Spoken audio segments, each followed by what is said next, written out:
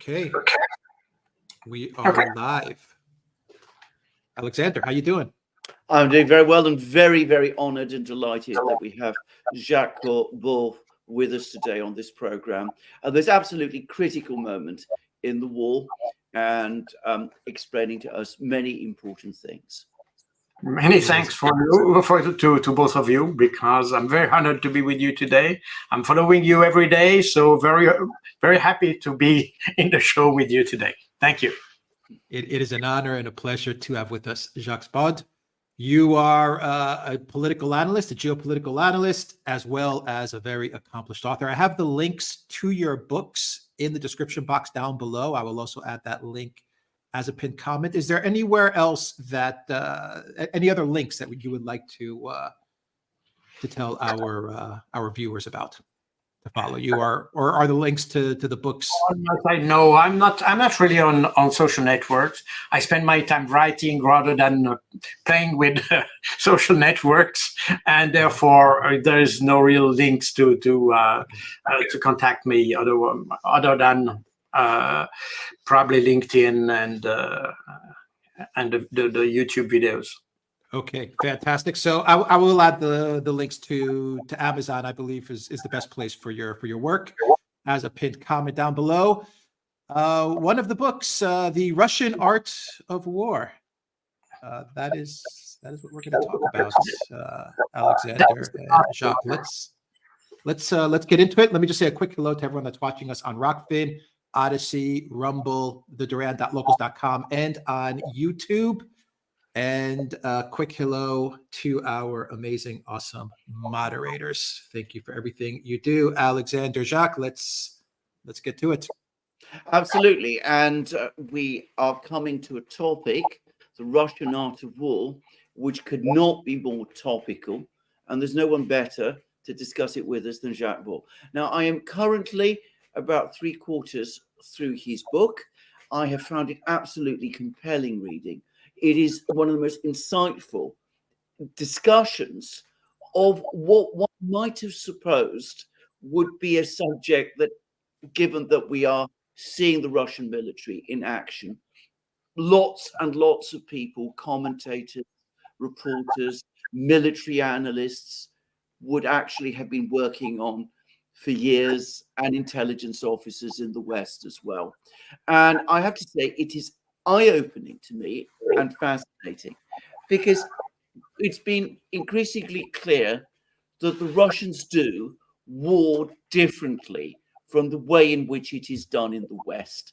And Jacques Baud explains this and discusses this thoroughly, and if I may say so, with extraordinary methodical clarity.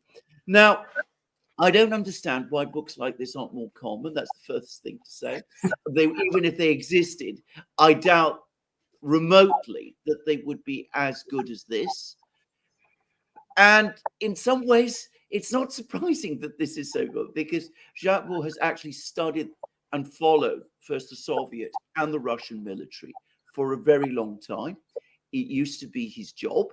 And I can remember right from the outset of the special military operation, Jacques Baud making commentary after commentary, discussion after discussion, explaining to people like myself, who does not have or pretend to have deep knowledge of military matters, what would happen in the war. And things have turned out very, very much in the way that he said. Some people tell me, that, I get things correct sometimes when I discuss military things. One of the reasons I do is because I read Jacques Baud. So let's just get on to that topic now. Let's start with the question of the Russian military. And one of the things that I had not appreciated previously is the depth of intellectual thinking in Russia that there is about war. The extent to which the Russians see war both as a science and an art, a topic, if you like, for academic study. And this is done at the very highest levels of the Russian military. So perhaps that's a point to start with, but you can take us from there, because I do not know, and I think you said this right at the start of your book, there is no analogous body of study of war that goes to the depth and approaches it with the same kind of rigor as the Russians do. So can you just enlarge on that a little, and then we can perhaps talk a bit about the theoretical underpinnings and then look at the war that we're seeing now?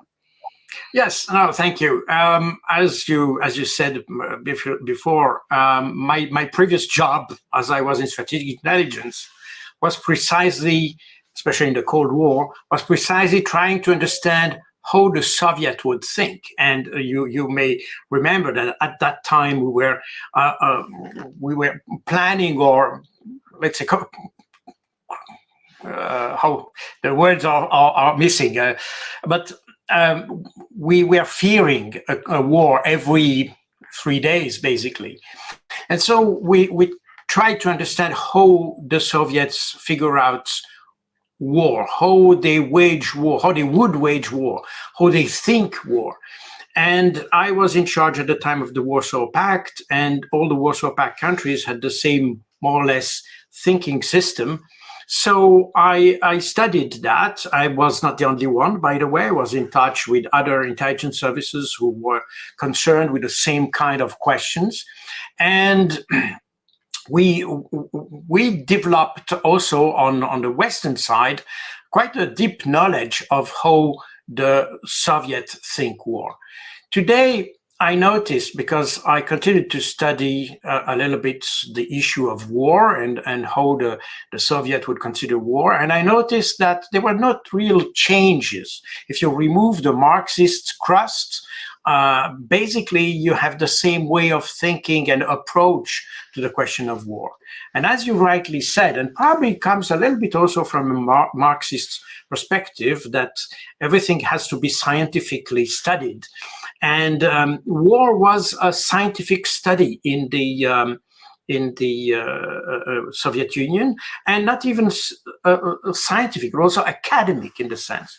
And that's very interesting. For example, very little people understand that. But during the Afghan war, and I was also responsible for following the war in Afghanistan at that time, I noticed there were a lot of exchanges within military reviews or papers, exchanged between people in the field and the people in Moscow about war, how war should be understood, how war in Afghanistan differs from the war that was anticipated in Europe and things like that. And you had very vivid exchanges in the military press. So meaning that they considered the military not just as a matter of course, it was a matter of security, but it was also considered as a matter of intellectual challenge to understand the enemy, understand how the enemy works. And in fact, I noticed that the Soviets at the time knew better how the Mujahideen work than we tried to understand how to do Mujahideen work as NATO was in Afghanistan. So the understanding of the enemy was much deeper in the Soviet Union than it was in NATO later. And that's a very much this whole approach of war that consider not just your own capacities, but also the capacities of the enemy or the adversary. And that is exactly when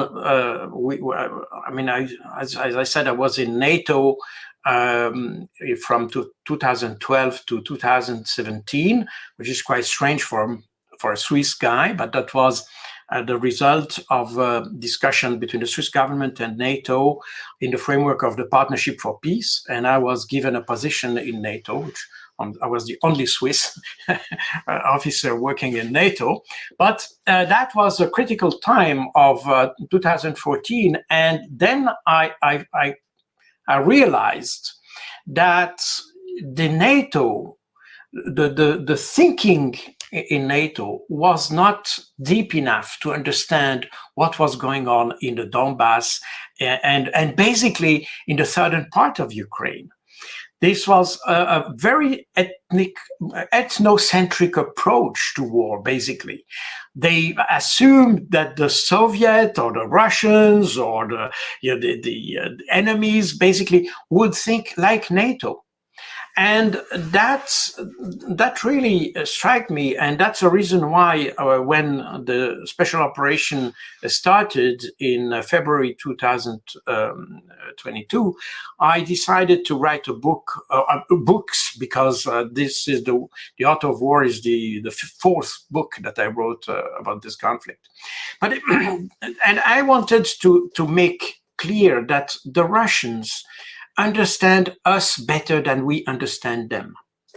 And as you know, if you read The Art of War or Sun Tzu, when you know the enemy less good than you know yourself, then you are almost certain to lose. And that's exactly the situation in which we are. We didn't try to understand the Russians because everything they say is propaganda, everything they are incapable, and so on and so forth. And we rely only on what we understand from them. As a result, we went into this conflict with a total incomplete view of the issue, and the purpose of this last book is very much to show what are the holes in our understanding. And I say understanding, not just knowledge. I mean, I remember or remind you that intelligence comes from the word intellegere in Latin, which means to understand. So intelligence is about understanding, not simply about knowing. And that's very important, because we tend to know things, but we don't tend to understand things. We don't really want to understand things, actually, because probably that would lead us too far. So the idea was very much to come back to the very basic of the Russian thinking. And I made several charts that show how the architecture of Soviet or Russian, I said Soviet or Russian because in that case, very similar. There are not many changes in the way of thinking war. As I said, the political orientation is totally different, but the way of thinking is the same. And then from the strategic level down to the tactical level, trying to understand how this thinking develops into action, basically. And that's exactly what we are seeing today. That means what we see in the field is basically a tactical translation of what happens at higher level. And that's very uncommon for Western mind, because we used to have a strategic thinking, probably in the 50s, as we started to consider a nuclear war and big war in Europe and things like that. But especially in the last 30 years, when Western armies tried to confront other type of armies, or even rebels in Iraq, Afghanistan, and so on, we tend to forget the strategic and the operational level to concentrate on the tactical level. And as a matter of fact, I have been several times in North Africa. I worked a little bit in Mali. And I was surprised to see that the French operating in the Sahel region had no real strategy to fight the so-called terrorism or ISIS or whoever you can call it. They had only tactical approach. So you just kill people, that's it. And it's an aim in itself. And that's for that precise reason that at the end, the authorities in Mali, Niger, and Burkina Faso, they decided the French were actually part of the problem. They were not solving the problem; they were part of the problem, because there was no strategy, no aim. You shoot at people, but you don't know where to. Where are we going to? Nobody knew that. So, and even the French military, that's very surprising. But that's a symptom of what happened also in Afghanistan. I've been shortly in Afghanistan for my country, and I noticed that there was absolute no understanding of what do we want to achieve there. And in fact, we achieved nothing. And I remember my driver in Kabul, he was a Pashtun, and I asked him, because Pashtun is the same origin basically as the Taliban. I asked him, what do you feel about the Taliban? I said, well, you know, we don't like the Taliban, but if we have to choose between the Taliban and the Westerners, we will choose the Taliban. And that shows exactly that we were fighting a war without understanding even how people think. We were just firing at people, period. And that's, in fact, when the West engaged the war in Ukraine, it came in Ukraine with exactly the same approach. So it's a tactical approach. You just fire at people. You just try to have a better weapon, better weaponry, but that's it. There is no real strategy. And we see that, I noticed that when I studied, as I said, I was in NATO at the time, but when I followed the combat operations in the Donbass in 2014, those combat that led eventually to the Minsk agreements, but I was studying the battles that were, we noticed that Ukraine had actually, Ukraine was advised by Western officers, by the way, but there was no really operational thinking behind those. They were just firing at the rebels, whereas the rebels in Donbass, many of them had a Russian military background, and they were fighting even with very little resources, because at the very beginning they had almost nothing. And with the time you had Ukrainian units defecting to the rebels, because the Ukrainian army was basically a territorial army, so you had both Russian and Ukrainian speaking people in the army, and those Russian speaking, they defected to the Russian speaking population, including with weapon, artillery, ammunition, and all that. That's why the rebels could develop quite rapidly a kind of an armored force, and then developed also some kind of operational art based on their education, the military education that some of those guys had from the former Soviet Union. And I noticed here a total difference in the approach of war. And this was confirmed after the beginning of the special military operation, that you had a Ukrainian army that, by the way, was in between two different, I would say, thinking systems. A lot of people were used to, I mean, probably they were very young, but they started their military career being trained in the Soviet system.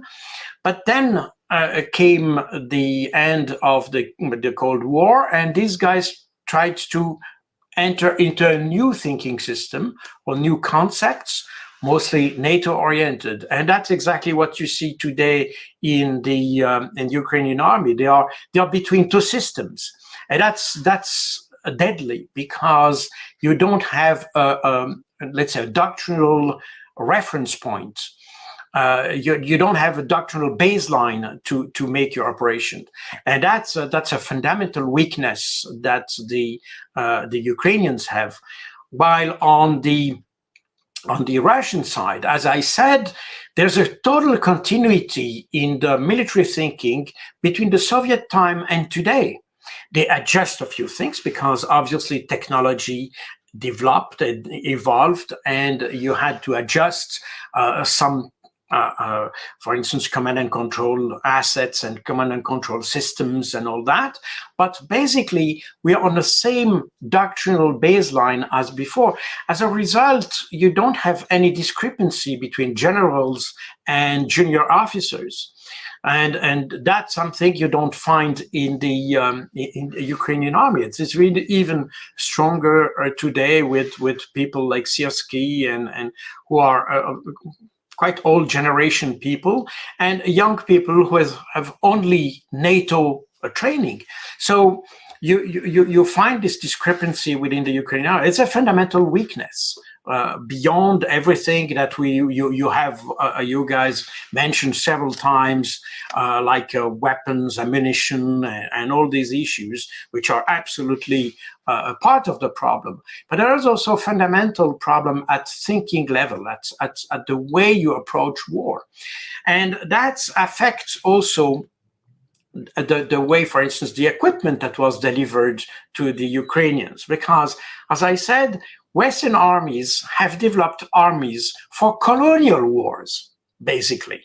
That means you have to be very light, and you have also very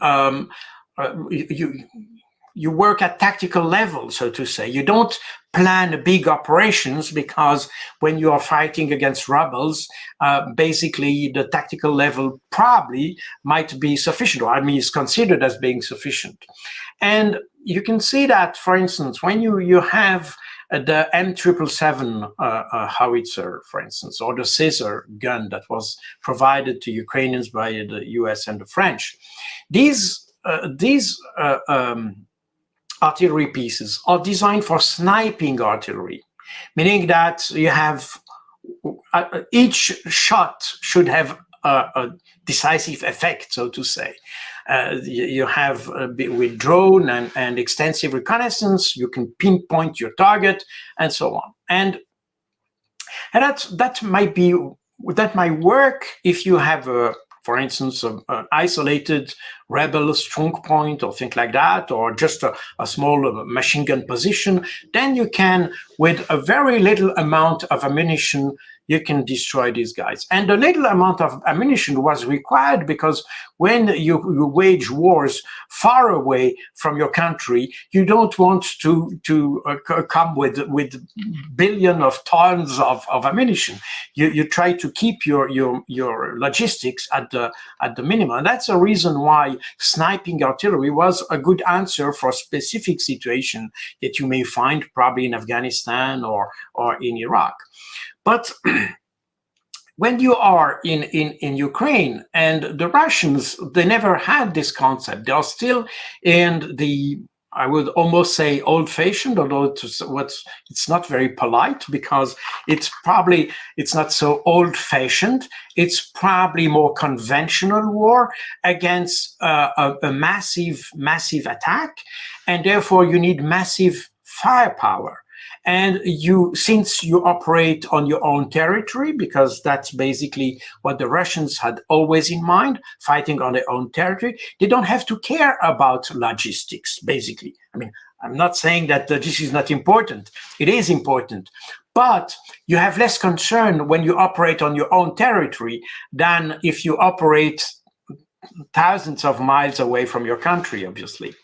And that's the reason why the Russians could stick to a very conventional type of artillery with mass fire that can really crush the enemy instead of pinpointing individuals. And that's exactly the kind of confrontation the Ukrainians face in Ukraine.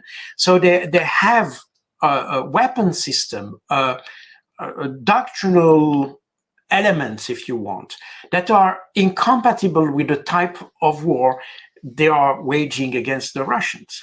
And that, I think, is important to understand. I feel sometimes that the Western military staffs have not got that. At least the politicians have certainly not understood that. Probably the military a little bit, they start to understand that there's a total inadequation between the war they had in mind and the war which is waged in Ukraine. By the way, even Ukrainian soldiers, after having attended training in the UK or in Germany, they said, those guys, the NATO trains us for the long war.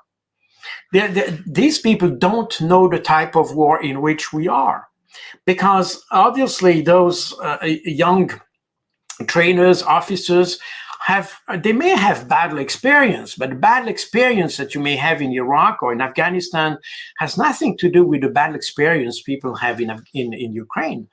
And that's exactly the problem they have. So in fact, the support we provided to Ukraine, beyond the fact that it was insufficient quantitatively, inadequate qualitatively, it's also inadequate in the terms of thinking, in the approach. So we led Ukraine on the totally wrong way, and everything that we hear in the last couple of weeks, that the West finally start to understand that the way was totally wrong, instead of as you very often say, Alexander, when you're in the hole, stop digging. But instead of doing so, they continue digging, and that's the very strange way. So there is some explanation of that, because the fact that the military is not really a subject of discussion in the West, much less that it was in the Russian, then Soviet and Russian army. The discussion within the military system is much more active in Russia than it is in the West.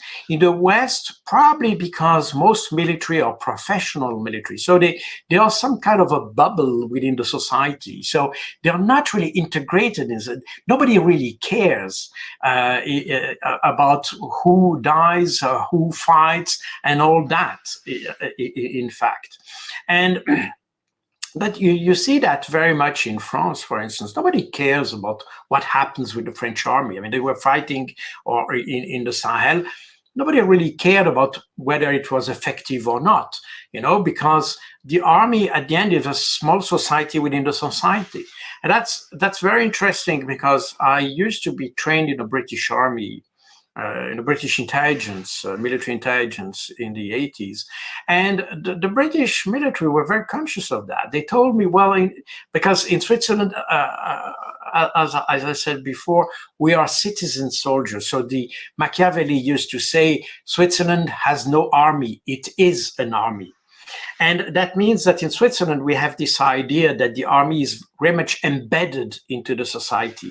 And I was surprised in UK that it was not exactly the same. And even the military officer told me, no, in fact, we are a society within the society. And sometimes even the society is not so positive about the military very often. So meaning that the discussion within the society about the military is not as vivid as it may be, for instance, in Russia. And that probably has consequences in the way the West approached war.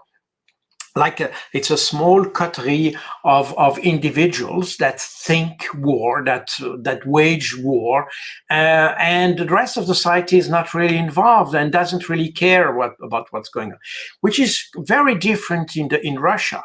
And as a result, you have probably more concern in Russia about what happens in Ukraine than you may have in the West, basically. And that explains probably why we are so keen to provide weapons to Ukraine. Nobody really cares about what happens in Ukraine. I mean, you know better than me that this is a fundamental issue of the casualties in Ukraine. But if you read the papers in France or so, nobody really cares about the casualties in Ukraine. This is an inexistent problem.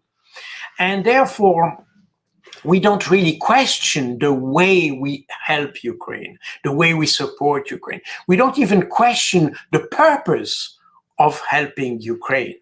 And this is something that has to do at the end of the way the political leadership understand our approach to this conflict. And as I said before, I was in strategic intelligence. My job was to advise the government.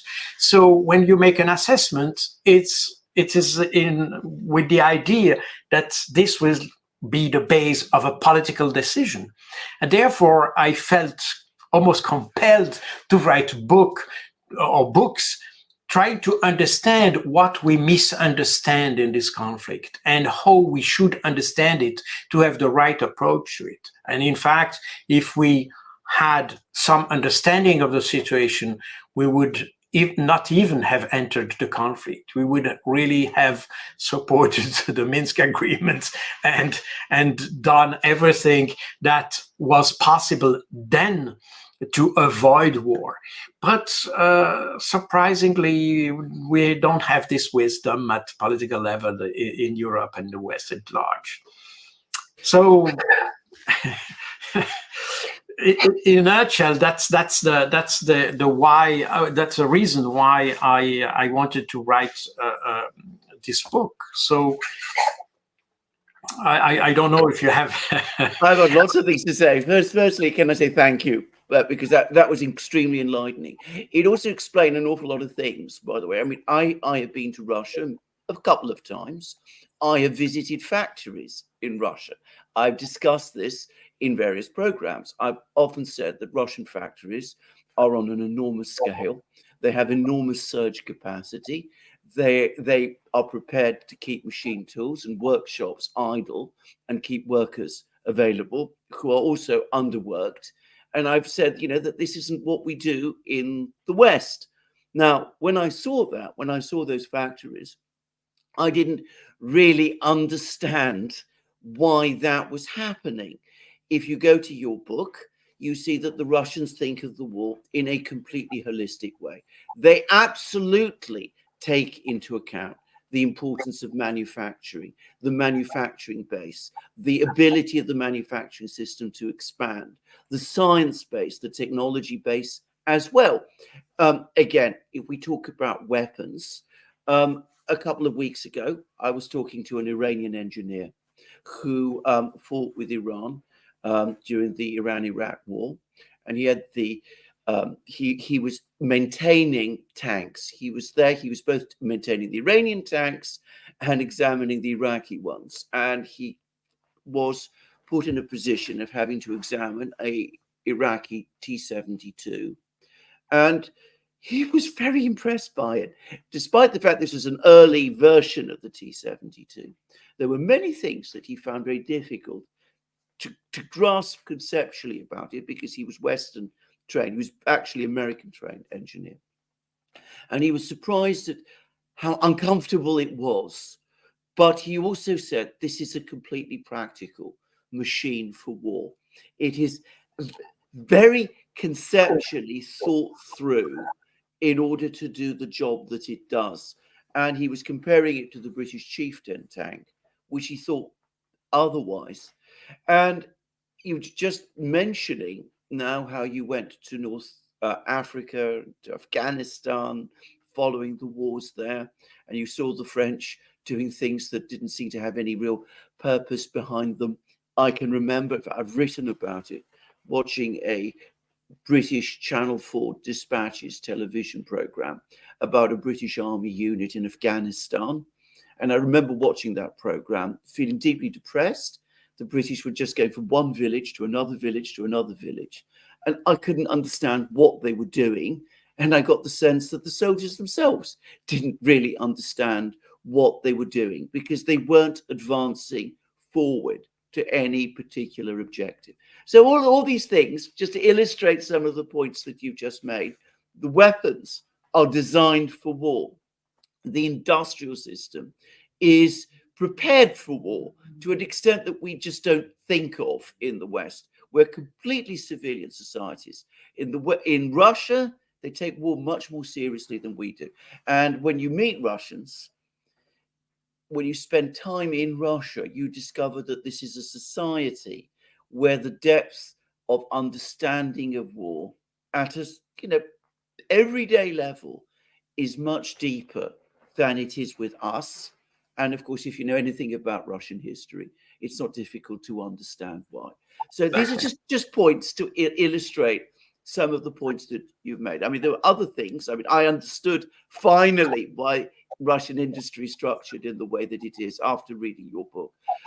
I was absolutely astonished at the fact that at every single level of the Russian military, intellectual and academic discussion takes place so that a major can discuss things with a general, which I absolutely know for a fact does not happen in the British Army. I mean, that is inconceivable. And that, you know, that there is this constant intellectual activity and discussion going on, which we certainly don't do. But let's turn to Ukraine, because again, I think a lot of things reading your book began to become clear to me, because you make at an early point of the book, again, the fact that Western war is both very territorial oriented and also, as you said, very tactical oriented. And that starts to explain many of the things about the war that I just have not understood from the Ukrainian side.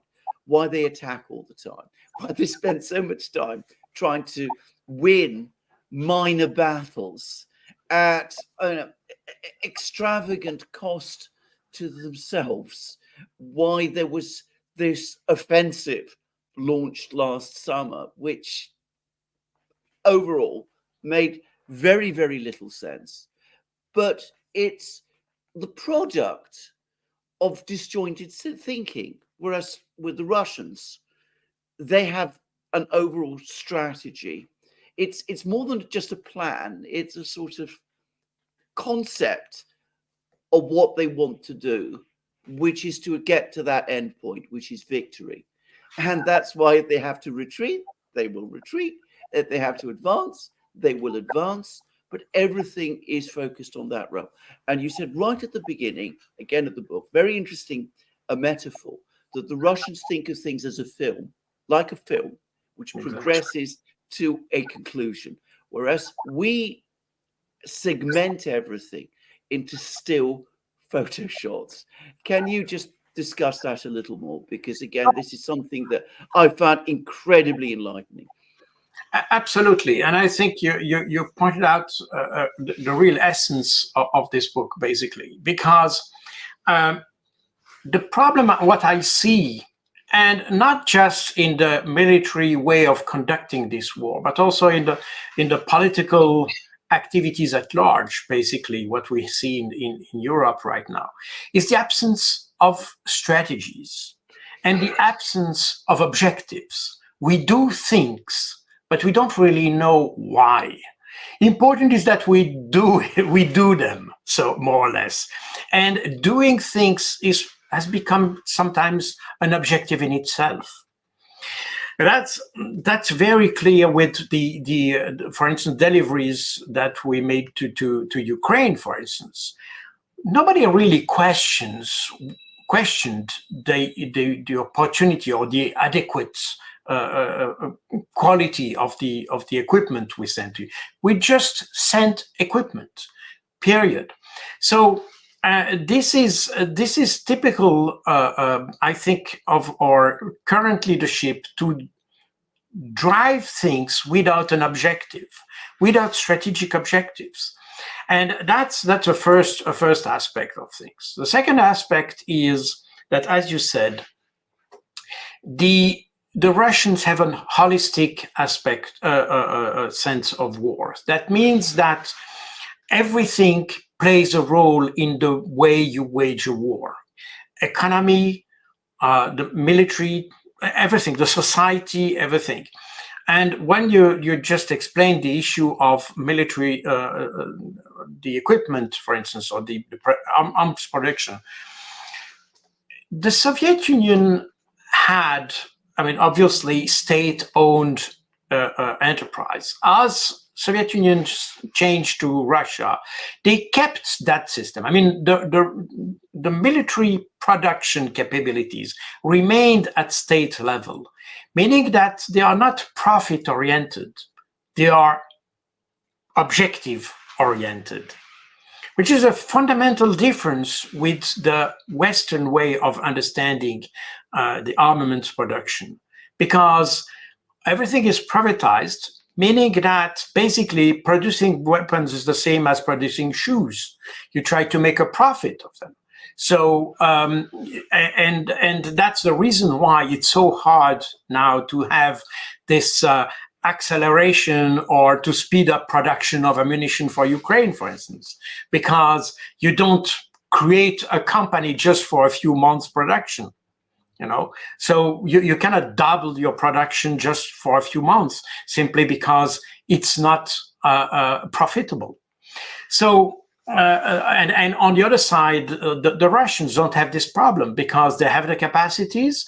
Even if the capacities, let's say, sleeping for a couple of years, today they can waken these capacities and produce things. So, because it's not profit oriented, and that's what we had during the Cold War, basically.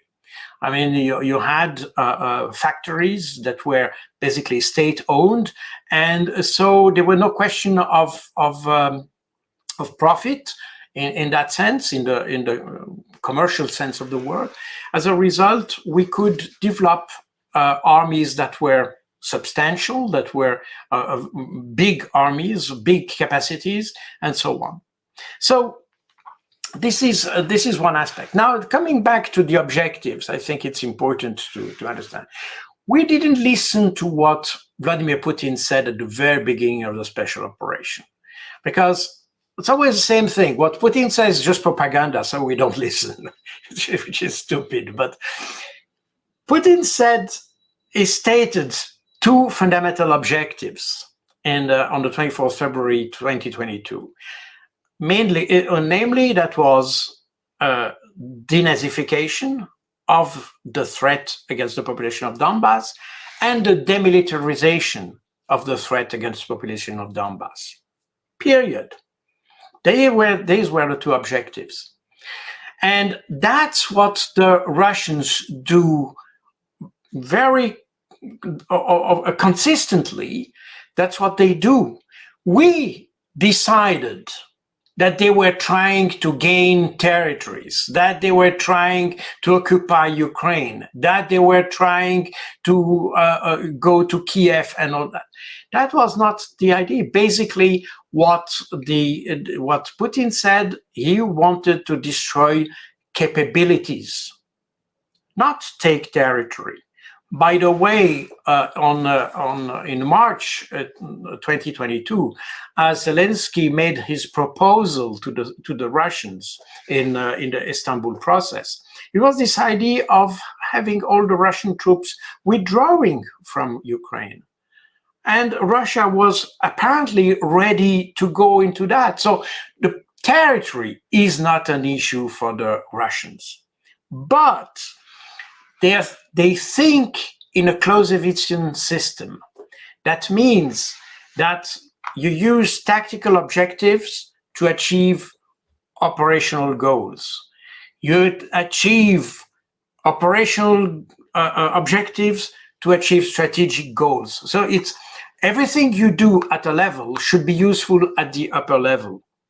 And that's why demilitarizing Ukraine had probably in the mind of Putin the aim of achieving the demilitarization or neutralization, let's say, of Ukraine. And in fact, that's exactly what Zelensky understood, because again, in March 2022, in his proposal to Russia, it was not the withdrawal of all troops from Ukraine, but in exchange of that, it was the neutralization of Ukraine. Meaning that Zelensky has probably intuitively understood the way the Russians think.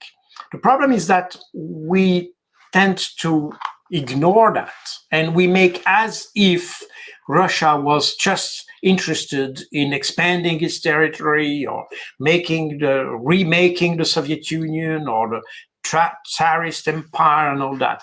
You know, it's easy to say that the enemy has not achieved the objective when you define the objectives. So that's exactly what the West has done. So we have to listen to the enemy, and that's part exactly. This is basically an application of Sun Tzu, by the way. Just listen, understand what the enemy wants, and then you fight consequently. And that's explained exactly why the Russians, since they want to destroy an enemy, they don't care about withdrawing troops. For instance, in Kharkov or in Kherson, in October, or in September and October 2022, they withdrew their troops because they saw there was no point fighting at this point. So it's better to withdraw behind a safe line and to counterattack when necessary. By the way, this is exactly what Zaluzhny was suggesting about Bakhmut, for instance, that instead of destroying your resources or letting your resources being destroyed in Bakhmut, would be better to withdraw, regroup, develop an operational concept and counterattack. But that's not what they did. And in fact, they were driven by this idea that the West has always decided that the Russian wants to gain territory. But Zelensky tries to take advantage of this thinking because, you know, the issue is that I published that in my first book, by the way, about Ukraine. In December 2021, the Kiev International Institute for Sociology made a poll about the willingness of defending the territory, the defending Ukraine. And at this poll, it's very interesting to see that only 17% of the population, Ukrainian population, was ready to resist with arms against the Russians. 50% were ready to resist without arms, I mean, kind of civil resistance or something like that, without unarmed resistance. And 50% didn't want to resist. So there is Ukraine is not exactly the country that is so willing to resist. What the perception we have in the West is in fact the perception that we may have in the western part of Ukraine, which is extremely anti-Russian. And in fact, if you see the results of this poll of December 2021, you could see that, of course, there was huge differences between the west of Ukraine and the east of Ukraine, obviously. But in the average, there were the figures that were, and you can see it's probably still online. It's a very interesting poll, by the way. So, meaning that Zelensky knows that his population is not 100% willing to resist the Russians. And there is a huge risk of switching side for a lot of people. By the way, for instance, if I go back to 2014, if you take the example of Crimea, for instance, in Crimea, you had 22,000 Ukrainian soldiers stationed in Crimea. And as the problem of the language emerged after the change of the law on the 23rd of February 2014, you started to have unrests in all the south of Ukraine, not just Donbass and Crimea. But in Crimea, you had these troops, these 22,000 Ukrainian soldiers. Out of these 22,000, 20,000 changed side. And they just removed their insignias and they became the little green men because they had no insignias. These were not, this was not an invasion from Russian soldiers. I mean, there were also Russian soldiers stationed there according to the status of force agreement between Russia and Ukraine. So you had troops also stationed there.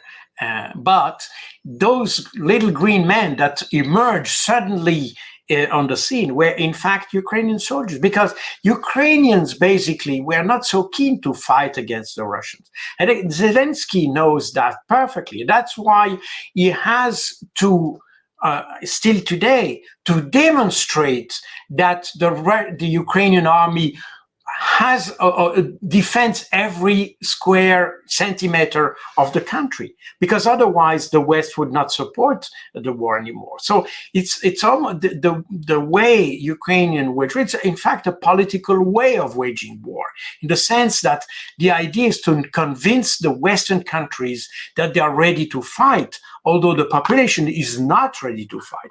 By the way, you can also make interesting thinking, because you can now see the discrepancy between the reality and the facts, because when you have Macron saying that they want to defend Ukraine, so it's kind of absurd, because you would send French soldiers to defend a country that even Ukrainians don't want to defend.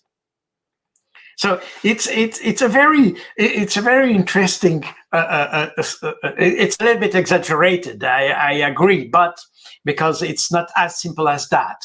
But when you see how many Ukrainians try to evade conscription and recruitment and all that, and try to make every effort to avoid going on the front to fight. And I live here in Brussels.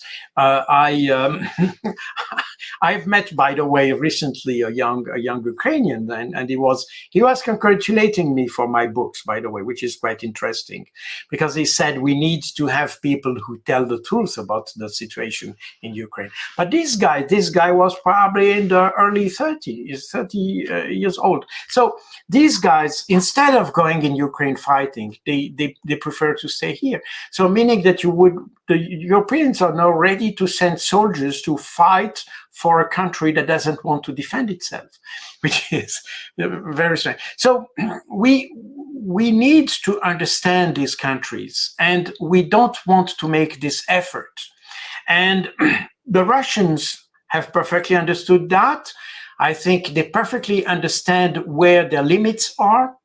And I don't know. I'm not in the Russian general staff, and I don't know what's in the mind of Gerasimov, Mr. Putin, and the Minister of Defense. But my feeling is that as long as we continue to do the war, the Russians will continue this war to deplete completely all the Ukrainian resources, so that Ukraine will no longer be Ukraine, will no longer be a threat for anybody. But that means that probably even the economy will suffer of that, so that basically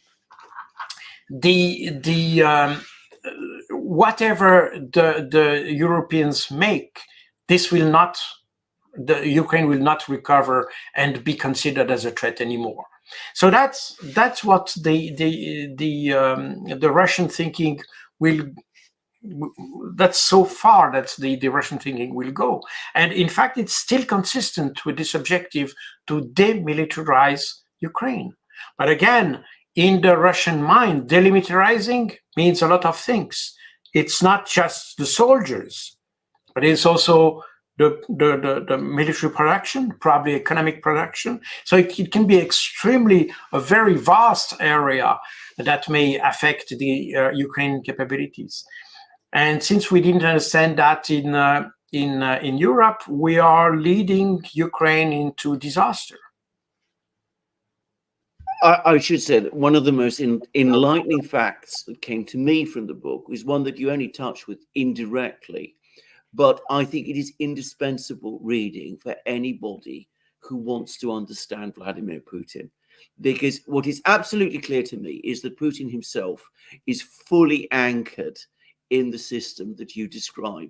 If you want to understand why he makes the decisions that he does and how he arrives at those decisions, you need to read Jacques Baud's book, because it is fully consistent with the whole pattern of Russian thinking and of Russian decision making.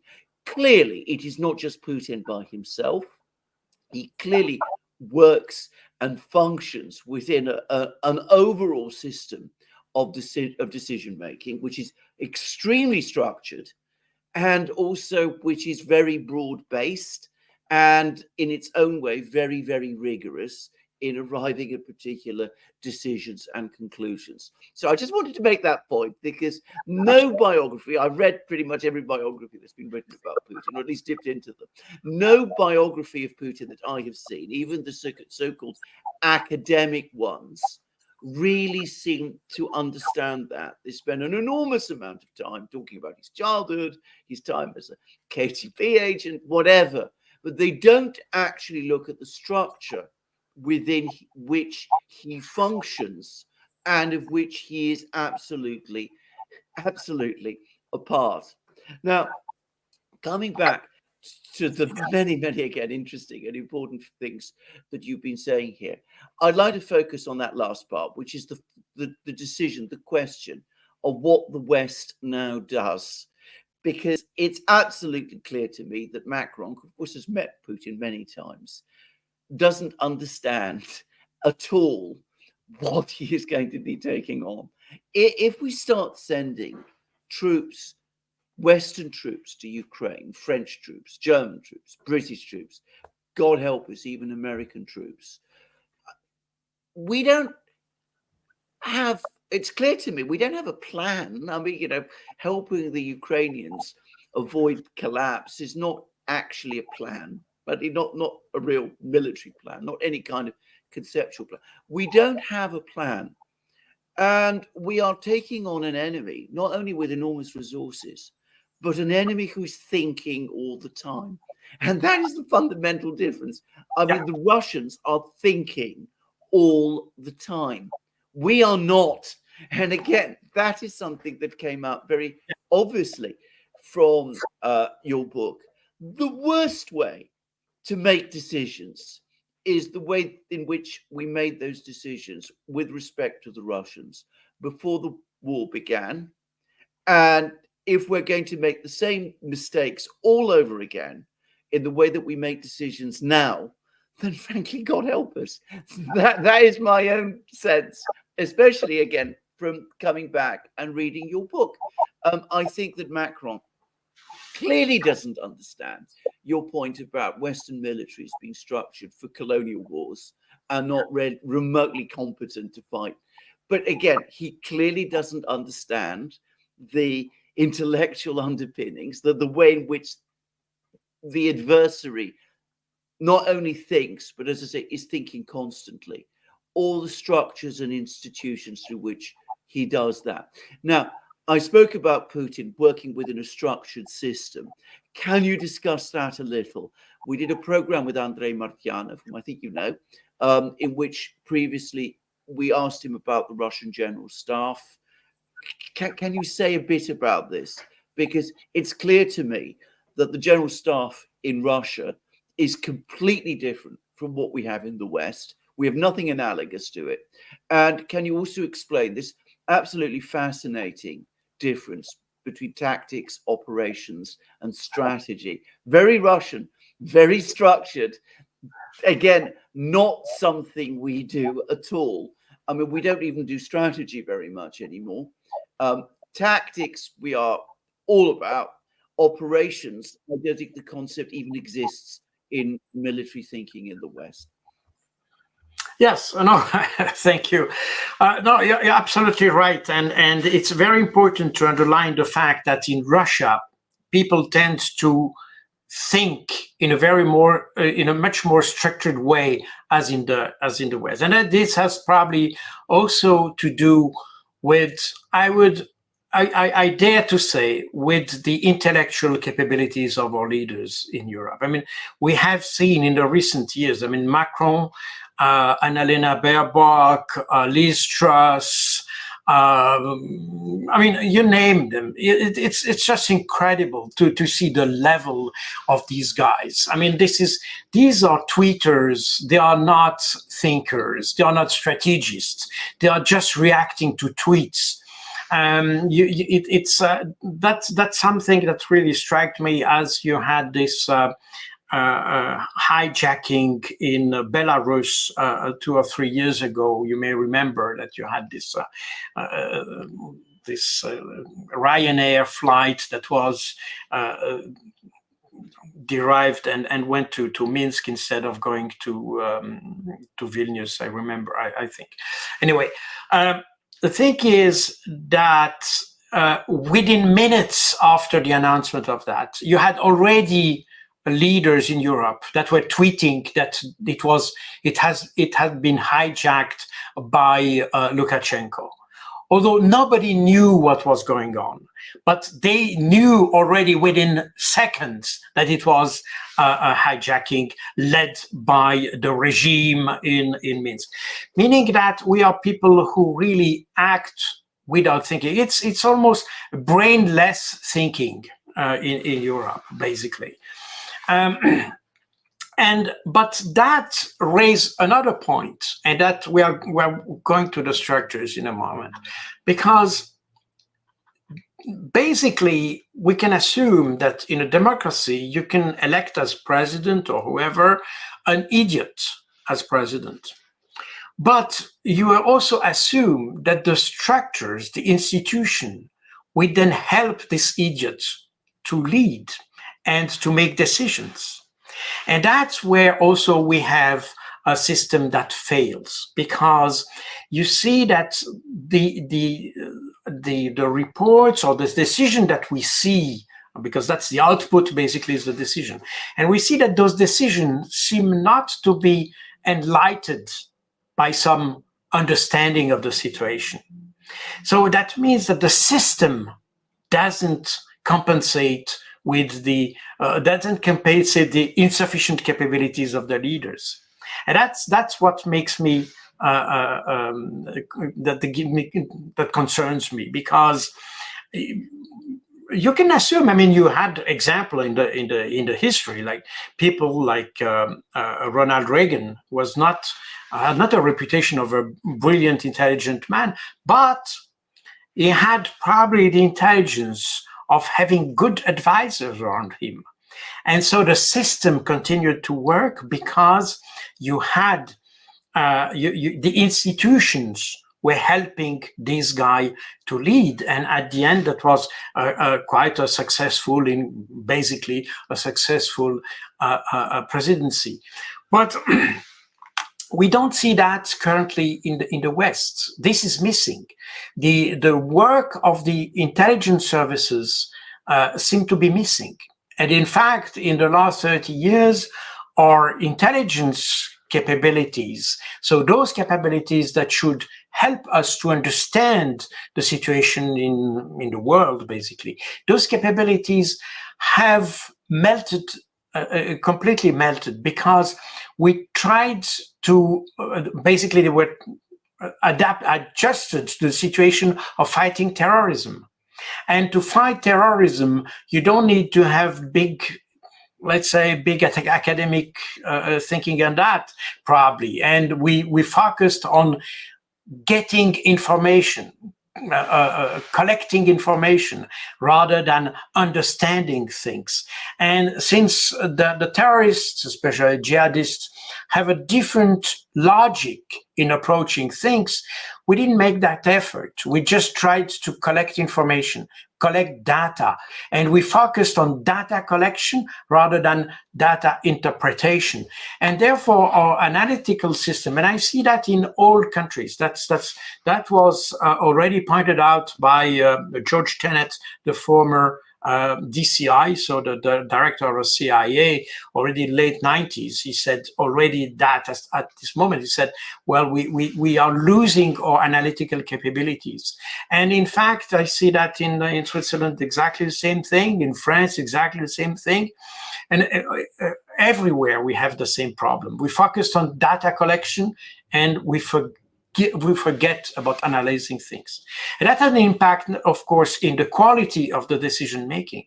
And we see that the decision-making basically is more hip shooting as anything else. And While in Russia, they have kept this institution. They were not spoiled by the war on terror, so to say. They kept a decision-making instrument which was tailored for a strategic confrontation on the European continent somehow. And you see that perfectly. You see the general staff and that's probably the reason, for instance, why the Russians were so quick in answering to the provocation in February 2022. I just want to remind the people who see us that in March 2021, the 24th of March 2021, actually, Zelensky issued a decree to reconquer Crimea and the south of the country. And from that point, he started to build up the Ukrainian army to attack the Donbass. And that's the reason why also the Russians on their side started also to build up their forces at the Ukrainian border. And early February 2022, you had the Ukrainians starting to shell the Donbass massively. And then you had things happening extremely quickly within the Russian leadership. That was recognition of the two republics of the Donbass. And the purpose of that recognition was to habilitate the Republic of Donbass to ask for help to another country, namely Russia. So Russia could intervene by invoking the Article 51 of the UN Charter, and so have a legitimate approach to the conflict. It's a legalistic approach, but okay, that's the way they did it. But everything happened between the 16th of February 2022 and the 24th of February. So within 8 days, this happened. And why did that happen so quickly? Because the Russian general staff works daily on contingency planning. Daily. It established contingency plans for possible scenarios of war, and they adjust constantly those plans so that if things start to heat up a little bit, they are ready to launch a process. And that's exactly what happened in the Donbass or in Ukraine. The idea, so some interpreted that in the West that Vladimir Putin planned to attack Ukraine for a long time and so on. It was not exactly that. But since March 2021, the Russians were in fact making contingency plans. So just in case things happen, we just press one button and the machinery starts. This is exactly what they started to do. That's the reason why they were ready. And in fact, the Americans knew that, because you had, that was in early February. You may remember that Joe Biden said that he knew that the Russians would attack on the 16th of February. And why did he know that? Because he knew that the Ukrainians will start their offensive on that day by shelling the Donbass. And if you see the reports of OSCE, you can see the drastic increase of shelling the Donbass starts precisely on the 16th of February. And apparently the Americans had an idea of that. And that's why they advised Biden that the Russians from that point could attack at any moment, because they know that the Russian general staff has these contingency plans and they are ready by pressing a button to start something. Meaning that if there is, let's say today, if France decides to send a contingent in Odessa or wherever, then I'm convinced that the Russians have already planned a possible answer to that. So that's absolutely no doubt about this. And that therefore, if such a contingent would intervene, it's probably doomed to fail in any case, because the Russians, if they start to do something, they will put everything, all the necessary resources to crush a possible intervention. And that leads to another question. That's what would the French do in that case? Because assuming you send a regiment there, and assuming that this regiment is destroyed by a couple of Kinjal missiles or whatever, what can the French do? Send another contingent, which would be destroyed the same way? Send a third one? I mean, you know, and I think this is what you said is exactly right. I feel that the Europeans and the West at large basically has no plan at all. They think that sending troops in Ukraine would just discourage the Russians to move ahead. And I think the Russians are not impressed. And by the way, they have said already, if you send troops, they're considered an enemy. And that's logic, because in the Russian thinking, Ukraine is a theater of military operation. That's why it's not a war, by the way, because theater of war would be Europe, basically, in the Russian intellectual construct. So Ukraine is a theater of military operations, a TVD, Theater Vojennych Действий. This is so meaning that when you enter this area, you become a party of the war. So that's absolutely clear. I think Macron has not understood anything from the very beginning of this conflict. Even when he started, there was a conversation that was leaked in the Figaro, the French paper, the Figaro, about the conversation he had with Vladimir Putin. And in that conversation, you could see that Macron had not understood what was in the Minsk agreement, basically. He had absolutely no idea of what the Russians were aiming at this stage. And it was the early February 2022, so before the war. And we see that the French had absolutely no understanding, which again showed a point of Macron being misinformed or misguided by his own intelligence services. But in any way, Macron didn't understand what happened. He doesn't understand better now. Now, the thinking in the French, for the French president is a domestic politics problem, basically. He has he wants to regain some kind of national unity before the Olympic Games. And that's why, by the way, he declared military law, more or less, in France the other day because of possible terrorist attack, but that would allow to avoid any protest in his country. But back to Ukraine, we see that the idea of fighting in Ukraine has only as purpose to put the French people together in a situation which is economically very unfavorable in France, and that's it. But he has no plan for Ukraine.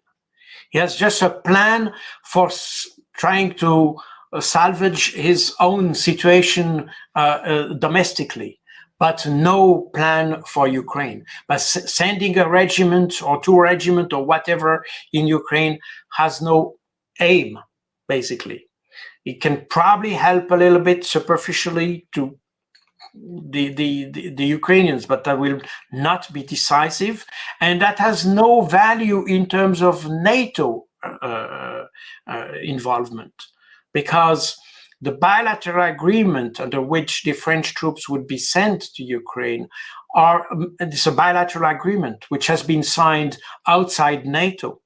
By the way, these kind of bilateral agreements that were signed by some countries. I think Czechia, Italy, France have signed an agreement, or Germany signed an agreement with Ukraine. But that shows that NATO will not be involved. That shows sort of failure of NATO, basically, because you're obliged to go bilateral to address this issue, because collectively nobody would do that. So, meaning that we are in a situation where you have in Russia a system that is better suited for strategic decision making, that works constantly in elaborating plans, contingency planning for whatever situation, including a situation that would probably unexpectedly close the Baltics, for instance. Think like that. That's I'm convinced the Russians are thinking about this kind of contingencies regularly. So, meaning that we would have, the West would have a hard time to create a surprise against the Russians. Now, probably you also address this question of tactical, strategic, operational, strategic. It's important, as we have said before, that the West tend to think statically. Tactically means that you think about the movement of troops on the ground, basically. Basically, it's about destroying people, destroying things on the ground, period. So it's the nitty-gritty of military warfare. It's the art of moving soldiers around.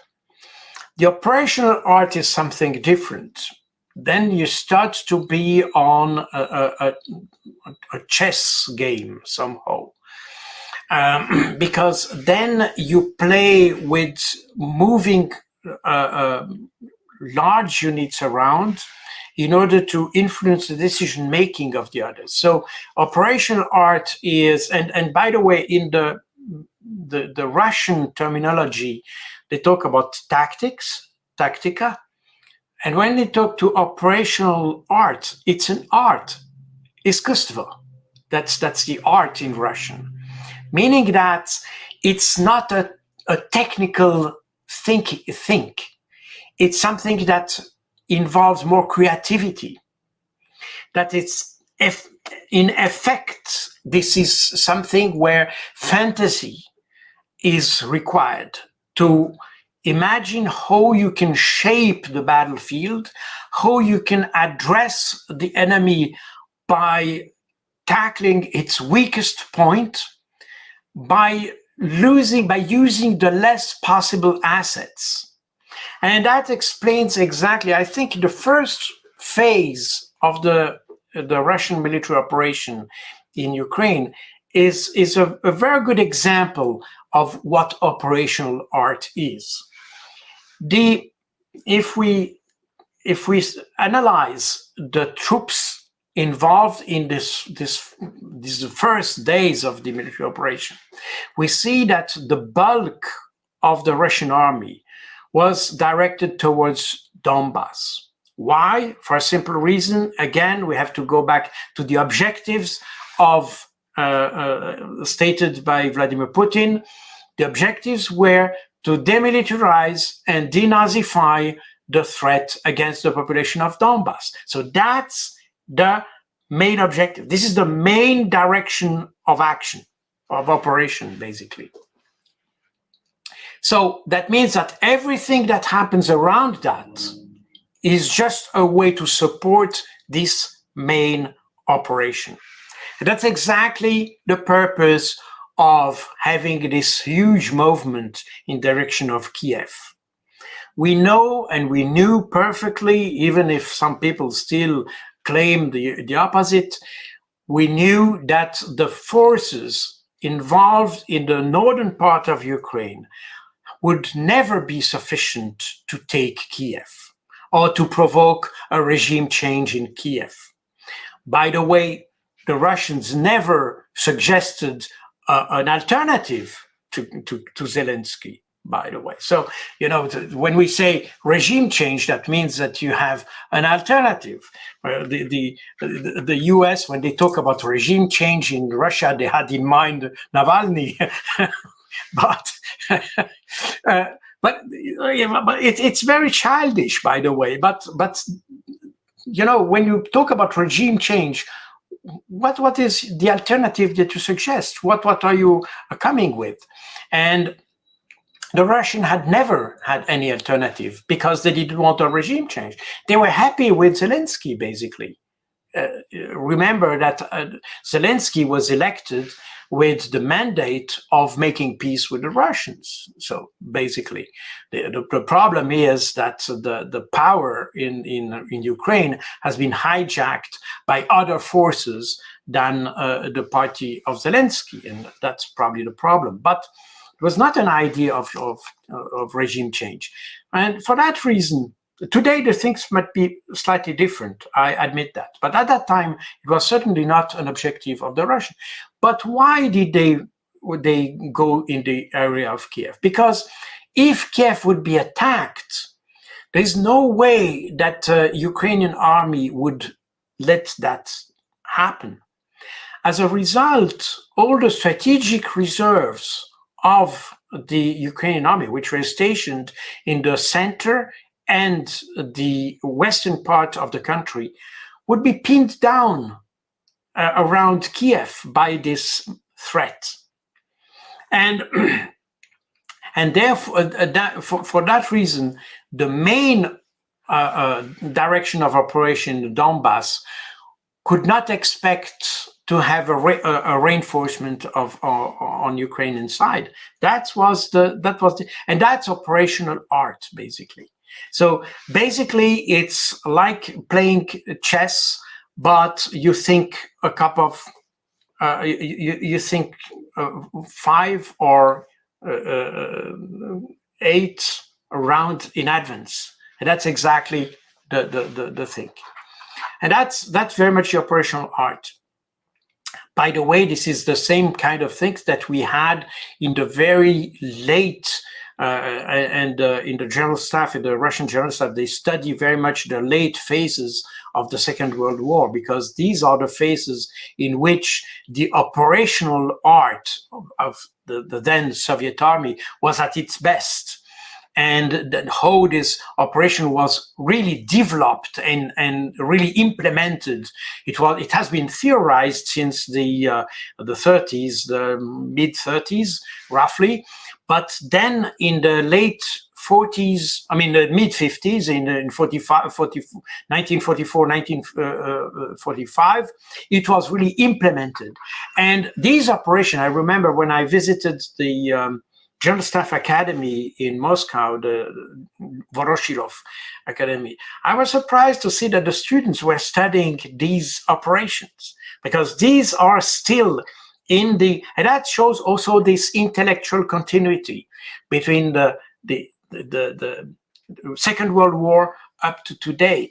They understand that war is something that goes beyond politics as such, and that the principle that you establish, that you can develop, implement, improve, this goes together with thinking. That's why all these lessons of Second World War are still taught in the military academies in Russia. And that's operational. And then strategy. Strategy is basically where military art and politics meet somehow. So what do you want to achieve? And that's where when Vladimir Putin said demilitarization and denazification, in fact, somehow he stated an operational objective, probably, because it had a flavor of strategic, but the strategic objective was probably to come after the militarization and denazification, and that was the neutralization of Ukraine. And that's probably what the Russians are still pursuing now, is this aspect. And the idea that the war in Ukraine could end without reaching that point, I think is a little bit an illusion, because the Russians see that neutralization as existential for many reasons. First of all, because of because the neutralization of Ukraine is not a self-sufficient objective, if you want. Even the proximity of NATO. I very often I mention this example of Turkey entering NATO in 1952. But the Soviets at that time were bothered, but that they could live with that. The problem came 10 years later as the Americans started to station the nuclear weapon, the Jupiter missiles in Turkey. And that's triggered then the reaction of the Soviets to deploy missiles in Cuba. And that started the Cuban crisis. But the starting point was in fact the stationing of nuclear weapons at the border of Soviet Union. And why that? Because the Soviets know that the Americans have nuclear weapons, so that's no doubt about that. But if a nuclear weapon, a nuclear missile, let's say, to put it very simply, starts from somewhere in the Atlantic and go make its way or tries to make its way to Moscow or wherever in Russia, you still have the time to react to this. You still have the time to activate your own defenses. You may probably even the time to talk to, let's say, the US president, for instance, just to make sure if it's not an accident or if it's a declaration of war, whatever. You have this opportunity.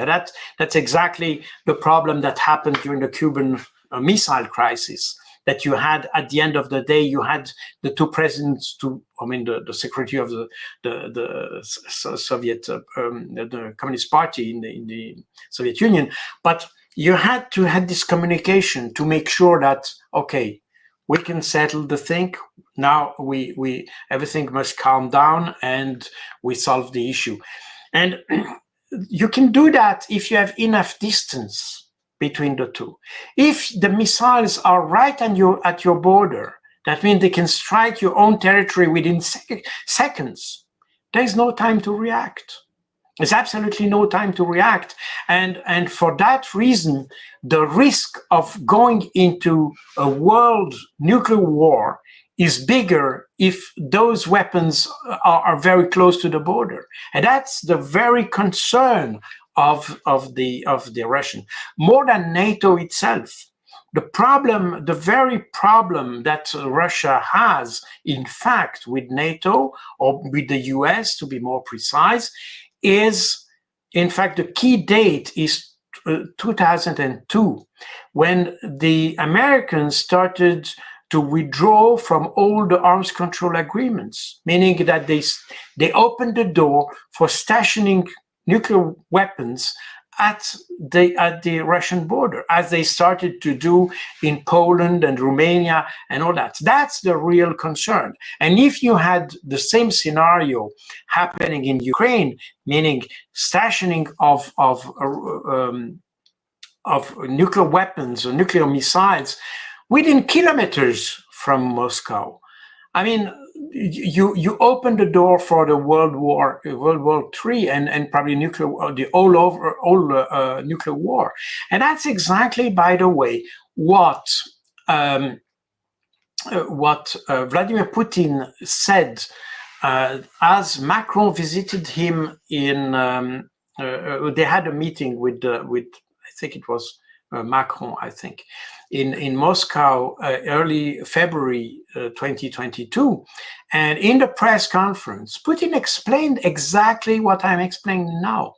The problem is nobody wanted to listen to that, because everybody would tell you that it's the right of Ukraine to join NATO. And that, I think, the Russians basically, although no, I think the question will be excluded but in essence, the Russians are less concerned by NATO as such than that the way the US could use that membership to station troops And that's the real problem because once the country belongs to NATO, so to say, then there is no limit in stationing nuclear weapons and all that. And for the Russians, regard the issue of tactical, strategic, operational weapons, they don't make that distinction at doctrinal level. They just say a nuclear weapon because they perfectly know that if you start using a nuclear weapons, regardless of the yield of that weapon, it is a nuclear weapon and basically could be used, it could trigger retaliation and things like that. And that's also why, by the way, coming back to France and Macron in Ukraine, Macron thinks that he's protected because he's a nuclear weapon, he's a nuclear power. But if he's in Ukraine, will he really use nuclear weapons? Certainly not. Basically, the French doctrine to use nuclear weapons is to protect the national territory. That means the territory of France itself, which de Gaulle and the French strategy used to say, to define as sanctuarized, sanctuarisé. It's a sanctuarized territory. And any threat against this very territory could be answered by nuclear threat. But a unit deployed in Ukraine is not France, is not the French territory. So meaning that Macron, regardless of how many nuclear missiles he has, he will not be able to use them. And the Russians could even, they will certainly not do that because the Russians have also as doctrine that their nuclear weapons will be used only if there is an existential threat against the institutions or the territory. But I think they insist on institutions, basically. Leadership and all what makes the Russia functioning. So meaning that even if the French or even NATO units would be deployed on Ukraine, this would probably not consist as such as a threat to existential threat. But anyway, assuming the Russians would consider that as existential threat, and they would launch a tactical nuclear weapon or a small nuclear weapon on these French troops. What can France do? Retaliate with a nuclear strike on Moscow?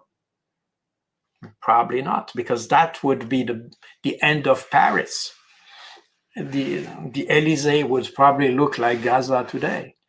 So this is exactly the point here, that the Russians are really making war as we play chess. I mean, a professional play chess, and that's something the French have not understood. I mean, Macron has not understood, probably. But again, when I say Macron, I also involve to some extent his staff and his advisors and all that, because it seems that nobody wants to understand the realities of war and what means being involved in a war against Russia. Well, I think we've just learned a huge amount. I just wanted to tail off with 2 points that you've just made. Firstly, about the advance on Kiev, and this is in a pinning operation, in effect, forcing the Ukrainians to deploy their troops there. It's a very little known fact, but the chief of operations of the Russian General Staff, General Rutskoy, who is still, by the way, the chief of operations of the Russian General Staff, he explained that exactly at the end of March 2022. He actually provided a whole commentary, which you can still find on the Russian Defense Ministry website, in which he explained that had been all along the exact point of this.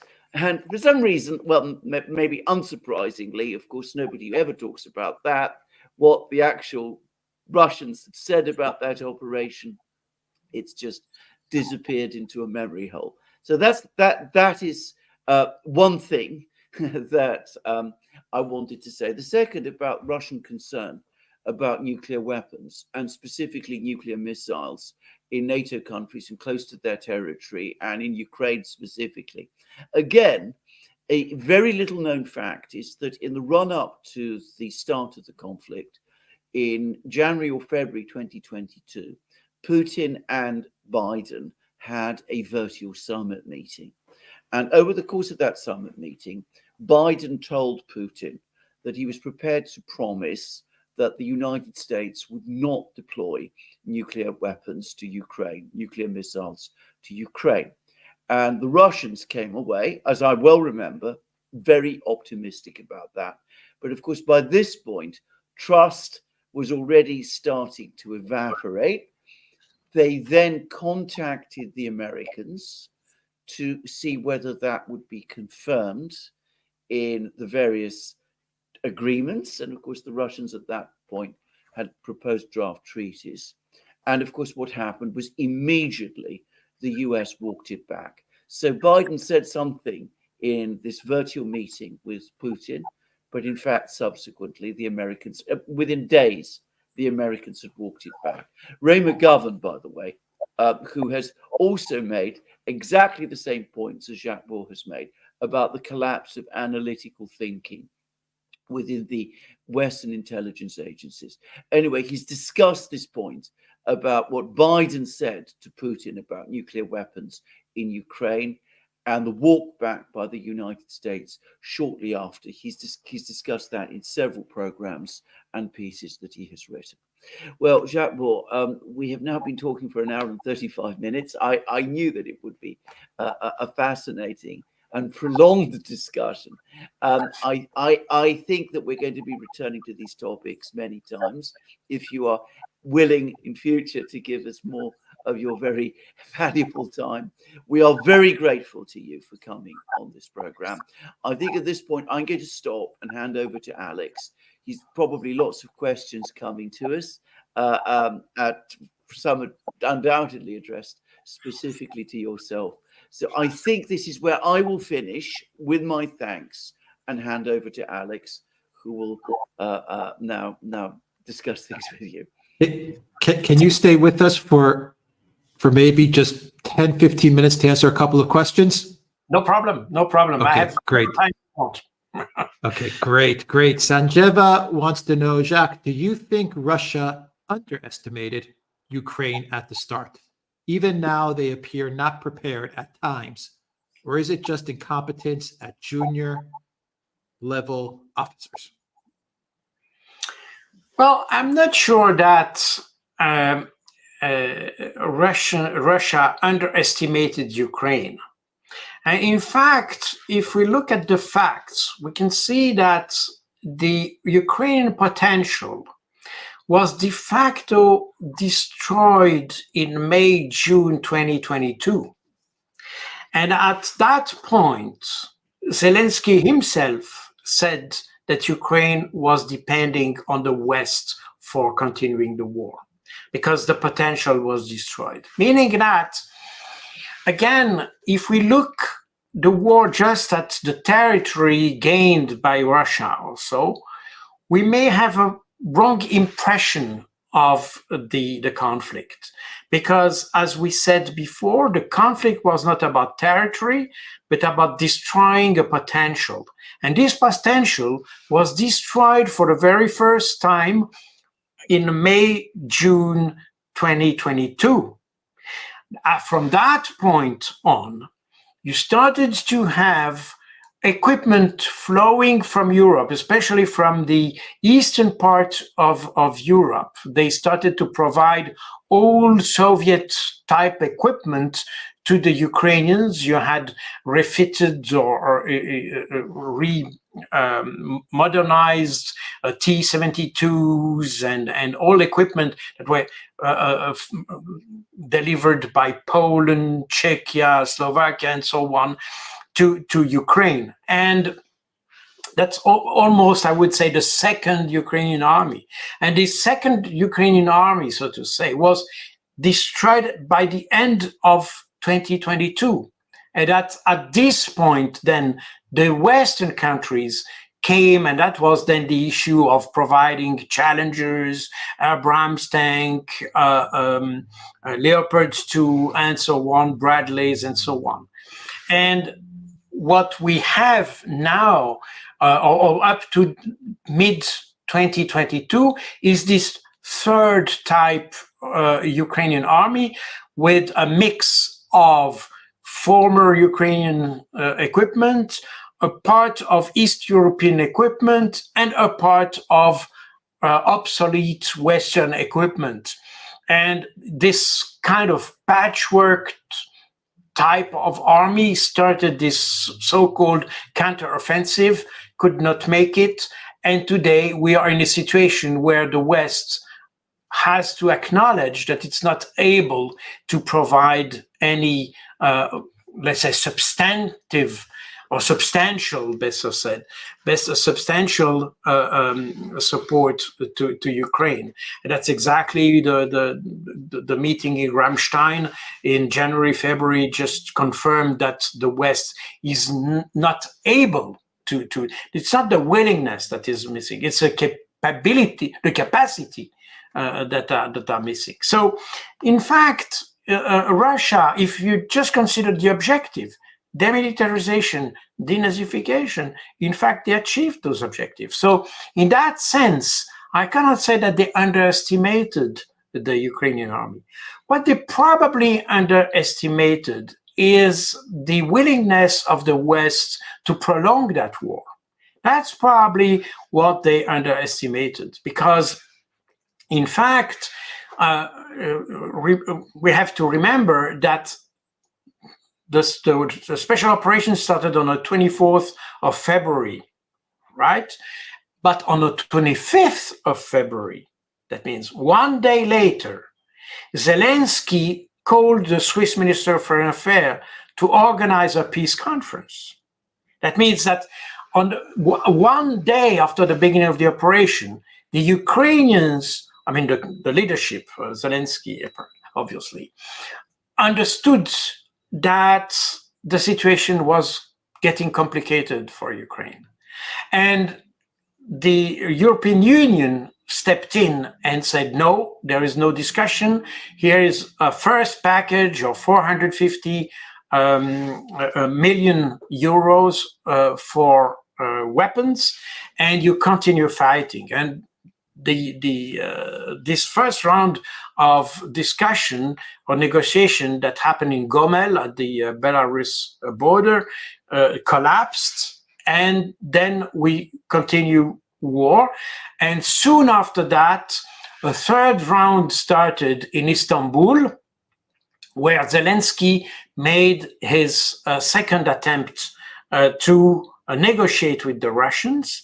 And this was then cancelled by Boris Johnson, but apparently also by the Germans and the French, who actually were also in the background. Boris Johnson appeared almost officially there to ask Zelensky to withdraw his proposal, his peace proposal, and we mentioned that the Russians were ready to go into the discussion, but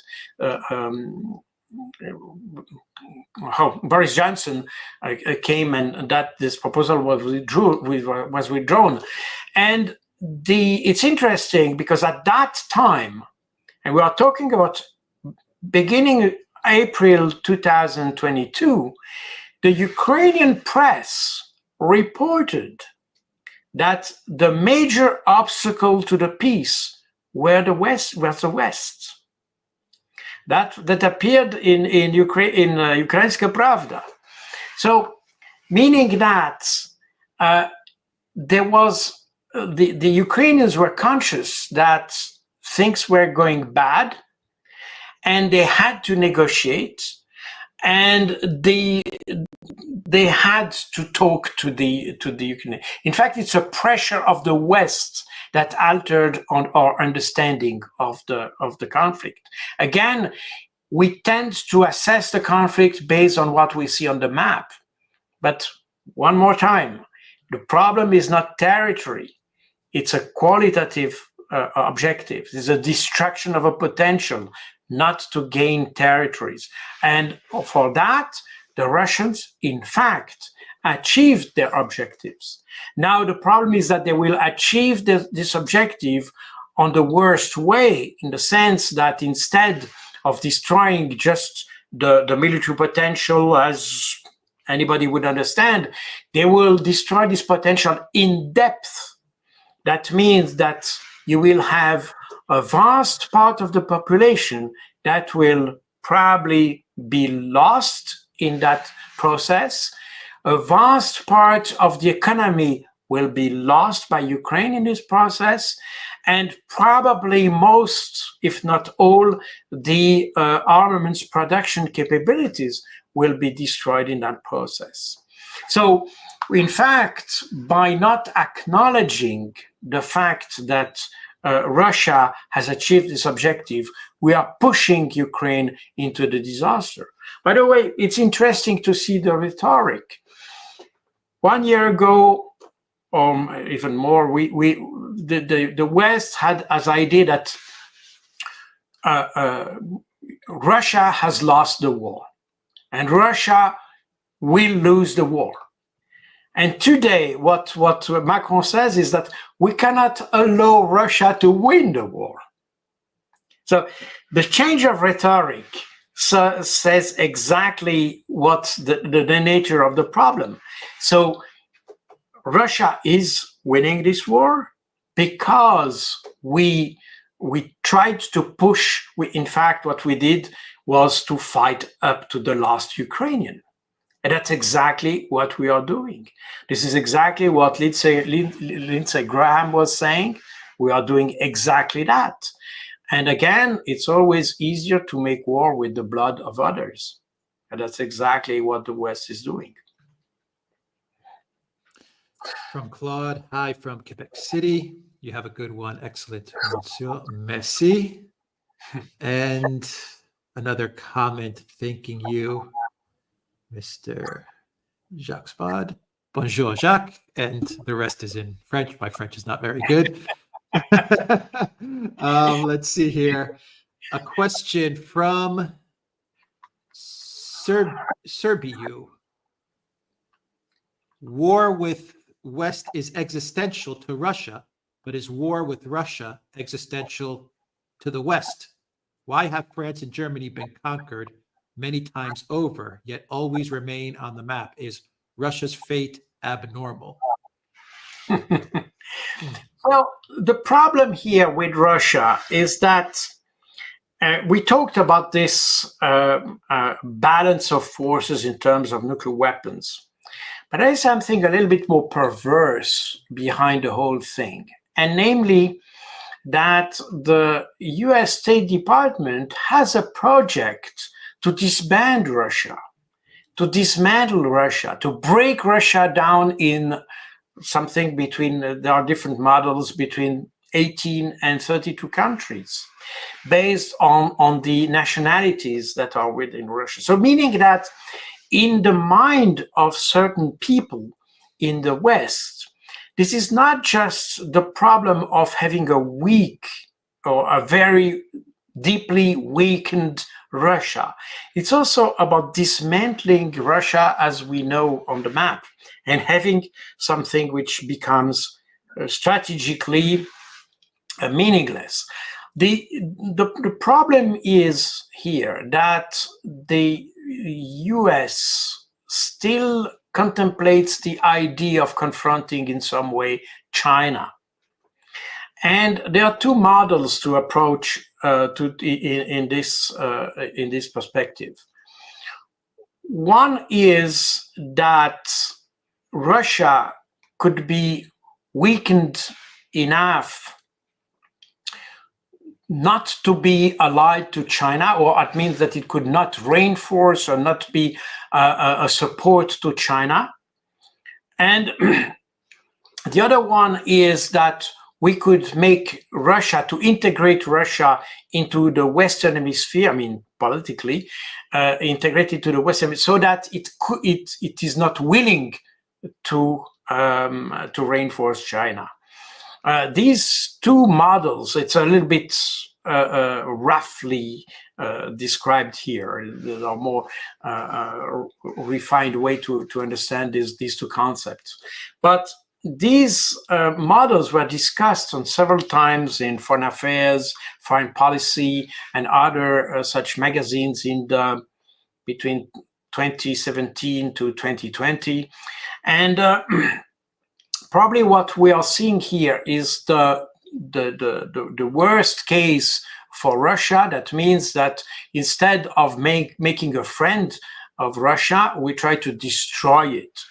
And that's when Vladimir Putin said that this conflict is existential, it's a reality, because for this idea of dismantling Russia has been the subject of, I may be wrong, but I think it's about 7 different international conferences in the last 2 years within Europe, including one that was held in the building of the European Parliament.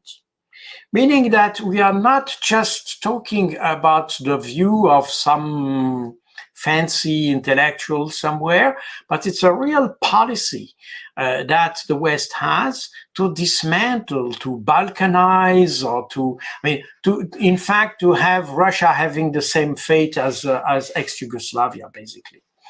And that's for that reason, the Russians consider this fight as existential.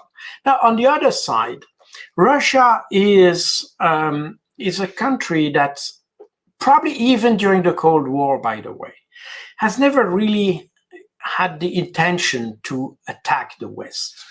And in fact, I mentioned in one of my books a report of the CIA that was published or made unclassified, that was unclassified in the early 90s, about the policy of the Soviet Union and the risk of war during the Cold War. And the CIA assessed that probably the West exaggerated the idea that Soviet Union would attack the Western Europe. And okay, we were not remaking history, but I mean, today is probably the same thing. There's this idea of Russian expansionism and so on. I think it's more than a little bit like a myth. Russia has always been very keen to have a buffer zone around itself to avoid all these intervention that we have, Russia has suffered in the last couple of centuries. But a buffer zone doesn't mean that they would own that territory.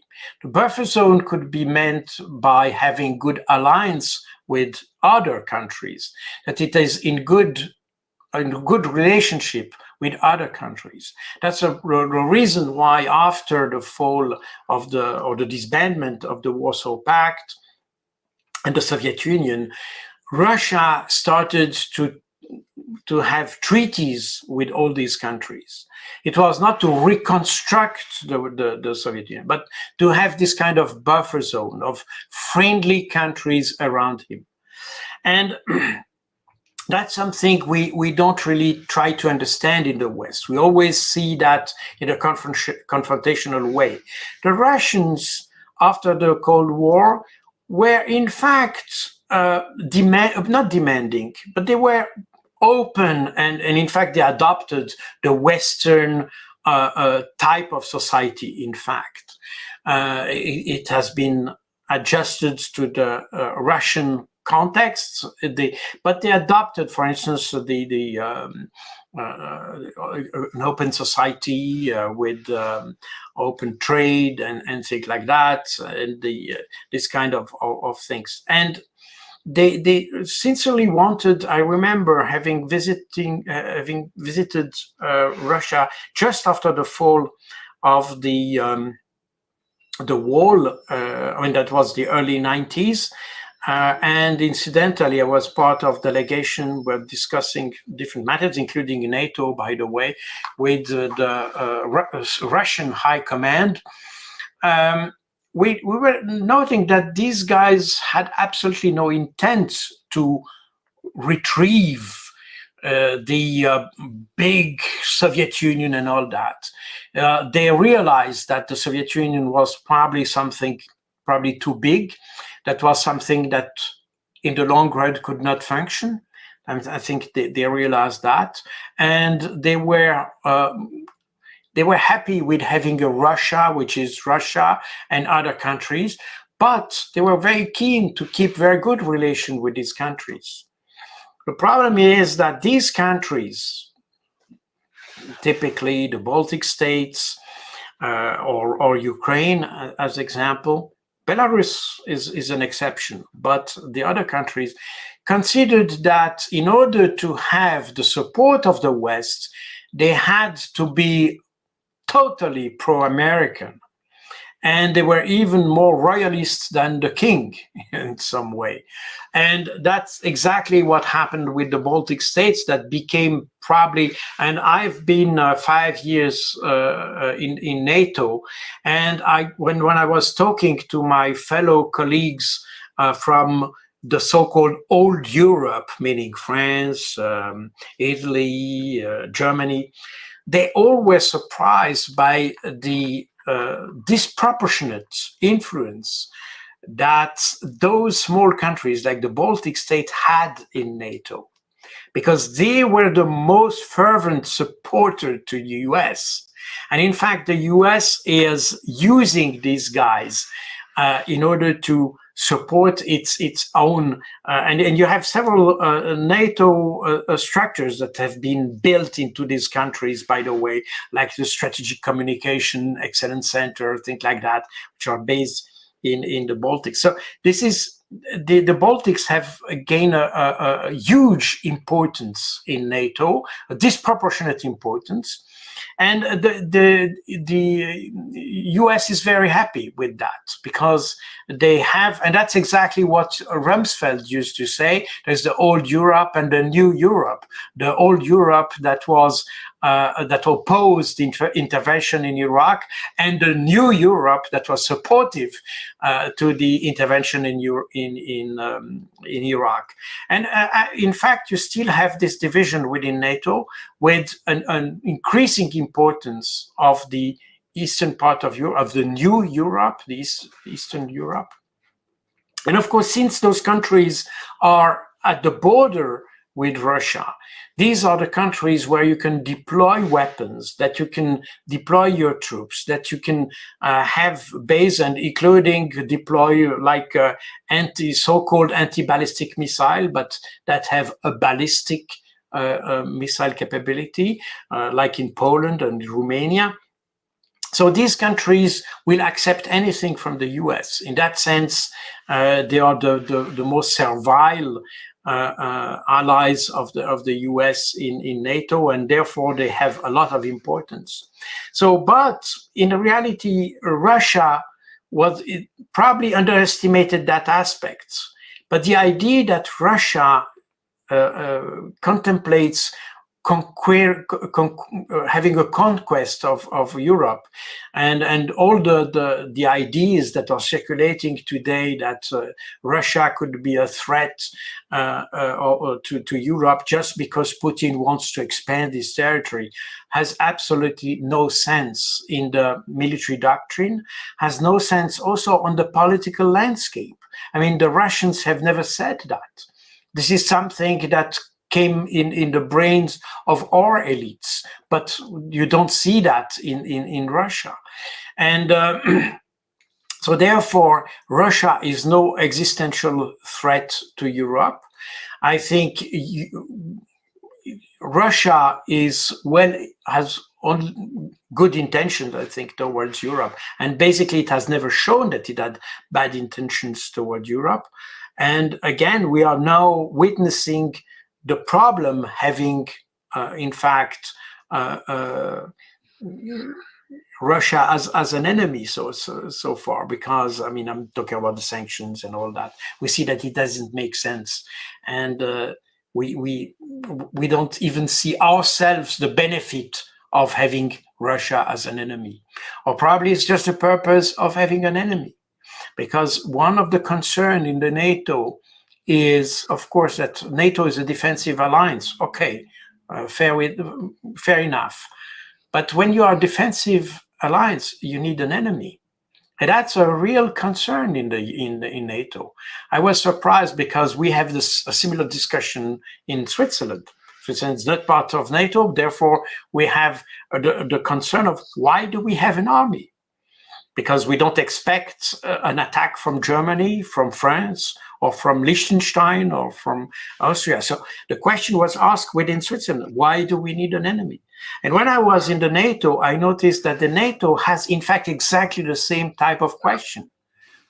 Why do we exist? Because if we are in good terms with Russia, then what is our enemy? That's, by the way, that's a reason why the intervention in Afghanistan came at a right point in the early 2000s, because then you had the German minister saying that the security of Europe starts at the Hindu Kush. So, which is quite odd if you think about it. But that was the justification to send troops to Afghanistan.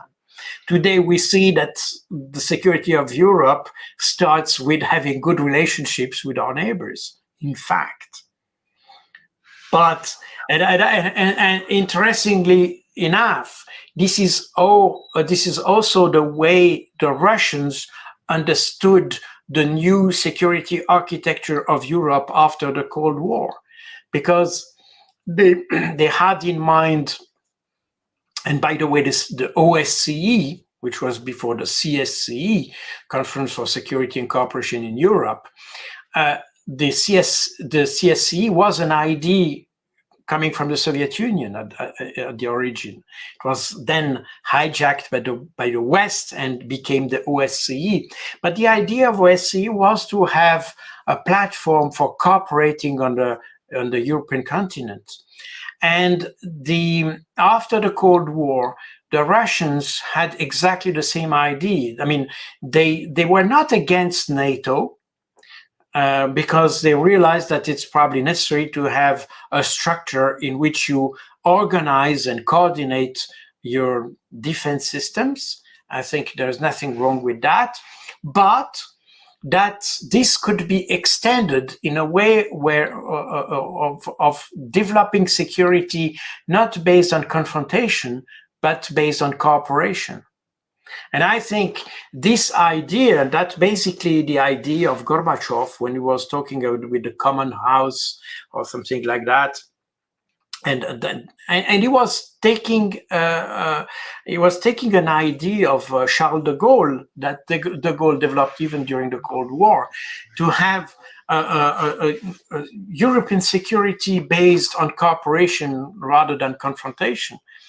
And the Russians were very interested by this kind of proposal. And when I went to Moscow to discuss with very, very high level of the highest level of the command of the Soviet military, and we talked also with the Minister of Defense and also with member of the parliament at that time, we could see that this idea was very much present at that time. This idea that now that the Warsaw Pact had been disbanded, there was an empty room, and this empty room could be filled with a system that link everybody together instead of recreate confrontation. In the NATO, it's interesting because one of my friends in NATO is a guy that I knew when I was working. I worked for 6 months or so as a researcher at the International Institute for Strategic Studies in London. And one of the guys who is in charge of the development of NATO today used to work with me in the IISS in London at that time. And he told me that, in fact, this is a problem in NATO to what's next, how NATO should develop. And the current NATO that does exist is in fact just an updated version of the NATO that existed in 1949. Basically, it's not really intellectually evolved. But there were a lot of thinking within NATO to develop a NATO which is based more on cooperation and try to solve the issue of having, let's say, security based on other aspects, and that takes on reports or studies that have been made in the 60s already. I may remind you the rapport Armel. It's a report that was published in 1967 that anticipated the end of NATO and a new NATO based on cooperation and other security issues, interestingly, like terrorism, like environment. Like it's fascinating to read this report that was written more than 50 years ago and that anticipated the end of the current NATO. And there's people thinking about this report in NATO now, but so far we are still in the old-fashioned type of NATO, and NATO has not understood, in fact, the reality. And NATO, by its own existence, creates the problem, in fact. And from Elaine, eye-opening comparisons. Does Jacques feel that our ignorant politicians and military will ever learn from their present terrible delusions?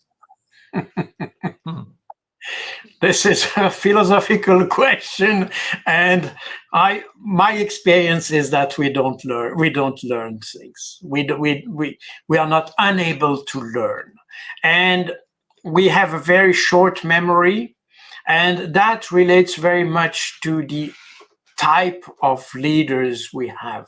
I mean, you may remember that we had this pretty prime minister in Finland that was caught into some kind of scandal with I don't know. Sanna Marin, yes. Exactly, and I don't remember what she was smoking, but in any case, that was a problem. But interestingly enough, recently, now she's no longer in this capacity. And a paper made an interview of her and asked her what motivated her to be prime minister. And interestingly enough, she said, well, I just wanted to have an experience. And that shows exactly, I think, the mentality of our leaders today. They are not deeply concerned by the reality of the people on the ground, of the people that are in the countries. They are just interested by their own agenda, by their own network, probably, and probably to open new opportunities and things like that. But they are not really committed to the task they were elected for. And in that sense, these guys, they're not dedicated to improve things. They just want to solve their own, not even solve their own concerns, but they are just, I don't know. They are just concerned by what concern them individually, personally, but not collectively. So I'm afraid that we are not going in the right direction on that way. We don't have people like we had in the 60s. I mentioned De Gaulle, Konrad Adenauer, Willy Brandt, all these guys who had not only a personality, but also a vision for the future, that had a sense of the state, of the importance of international relations, and not just the perspective of reacting to a tweet. So decision making was thoroughly thought through, and we tried to make effective decisions. They were probably not always good. I'm not able to judge that, but at least we tried to take time to make decisions. Today we decide instantly. So I'm afraid that unfortunately we are not going in the direction of learning from the past. Yeah. Unfortunately. You have time for one more question? Let's do one more. From Mile, what are the chances Russia will focus on Poltava, Chernigov, Dnipropetrovsk, Kiev, and Dnieper shoreline by simply going around Sumy and Kharkov? Well, that's a good question, and probably Alexander is better placed to answer that question than me, because he makes a careful daily assessment of the situation, and he knows much better than me. But since I still want to give an answer, I would say that in fact what we are doing now is to push the Russians to go further, and probably to go much further as they initially wanted to go, because they realize that since the West wants to prolong the war, that means they will have to destroy even more Ukrainian potential. That means they have to advance more. I mean, 2 years ago, when it was the question of providing Ukraine with long-range missiles, I mean missiles with 300 kilometers range, Sergei Lavrov say, well, if you give missiles that are 300, that have an autonomy of 300 kilometers, you're just forcing us to move forward 300 kilometers. And that's exactly how the Russians will think. So that means if we press them to push, they will push. And that's why, in fact, what we are doing now is just pressing the Russians to crush even more the Russian army. That means basically that ideally what they would do is to wait for the Ukrainians to come and crush them on the spot. That's what they have done in Bakhmut, for instance. But the problem is that you can do that up to a certain point, but if you are in a city, for instance, you can crush people in one building, but then you may want to go to the next building to crush them, and so on. And that's exactly what we are seeing now. And that's why probably the Russians will be forced to move ahead, to proceed to destroy the forces that we arm permanently. So I cannot anticipate exactly how they will act and in which direction they will go. If they will go to if they will go into Kharkov or just bypass Kharkov, I have no idea. And as I said, probably others are better placed than me to answer that question. But the thing is that if they have the resources and the will to move ahead, if we force them to go ahead, and they will probably go to Odessa, they will probably go to Dnipropetrovsk if we force them to do so. That's the thing, and probably eventually to Kiev, I don't know. But I'm sure that it was not the primary intent. I think the situation that the Russians had in mind from the very beginning was the situation that emerged at mid-March 2022 as Zelensky made the proposal. That's in fact the situation the Russians were expecting. In fact, that we find a solution that forces a settlement and that we settle the situation on both sides, and that the Ukrainians acknowledge that there is a need for the Russians in Ukraine to have a proper life in this country, and that was it. The Russians never claimed that Donbas republics should be part of Russia. They never claimed that. It was, I remember that at the beginning, even in the Minsk agreement, these republics were supposed to remain within Ukraine, and that's absolutely what the Russians want. So they never aimed at gaining territory. They wanted to settle a situation. And since we are forcing them to advance and destroy the Ukrainian potential, they will continue to do so.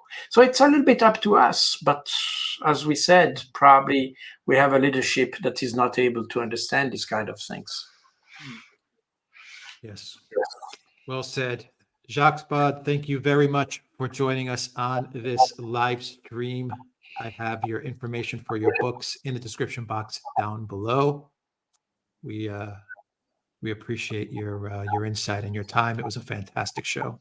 That was my pleasure, very much. I mean, as I said, I follow you every day. I think your shows are brilliant, really, and absolutely necessary. And very happy to having been part of one of them today. Well, we are immensely grateful for the time that you have given us. And we look forward, hopefully, that we'll be able to do this again soon, because I'm sure that I'm sure that we're going to have a lot more happening in Ukraine and in the confrontation between the West and Russia. And who better to discuss these matters with than yourself? My pleasure. Thank you. Thank you. Thank you. Take care. Take care. Wow, great show. Amazing show, actually. Amazing, I really amazing would. show. I really would. I mean, I strongly recommend this book on the Russian art of war. It is different from most other books that you read about war, because it actually looks inside the mind of the other side. It explains to you how decision making is taken, how they think about war, and what war is for the Russians, which is different from what it is in the West.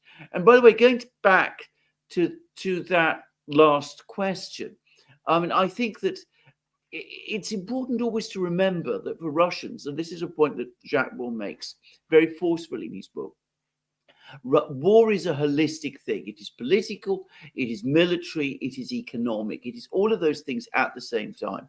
So talking about particular cities in Ukraine, the Russians will attack them or not in terms of whether or not they think it will work towards achieving their objective.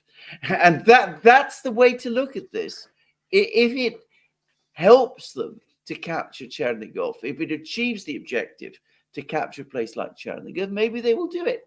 But if they think they can achieve their objective more economically in some other way, they will take that other way, which makes it very difficult for us who are looking outsiders to second guess what they're going to do at any particular point on the battlefronts.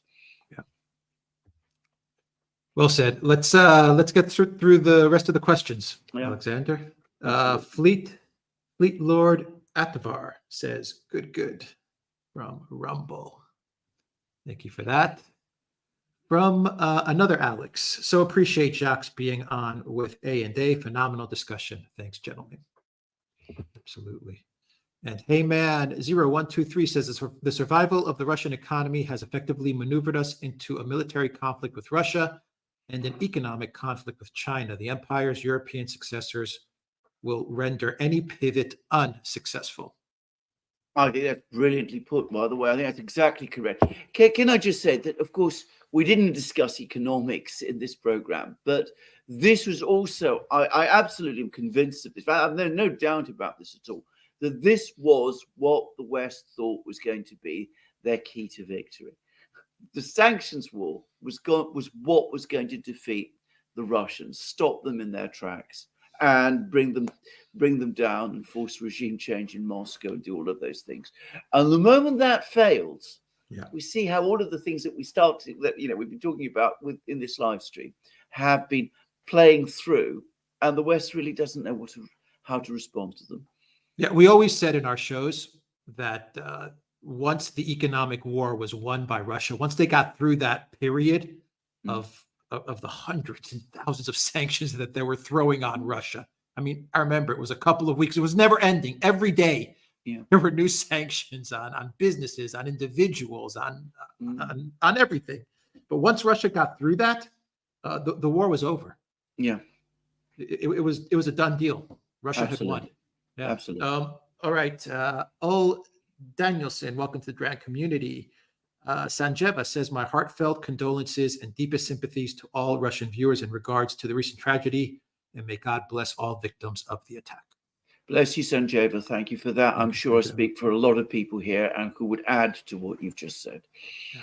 OMG Mirtea says, off topic, what is going on with the UK sanctioning China? It's an extraordinary story. And in fact, lots of anger today from Ian Duncan Smith, former head of the Conservative Party, that we haven't sanctioned China enough.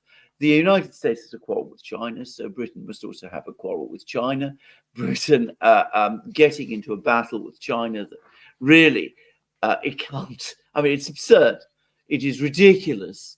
And reading what the British are saying about this, reading what people like Ian Duncan Smith say about this, again, one gets a sense of such disconnection from reality. You know, the British doing a few sanctions here, a few sanctions there. All it's going to do is annoy the Chinese, and in every other respect, it will achieve nothing. Nothing.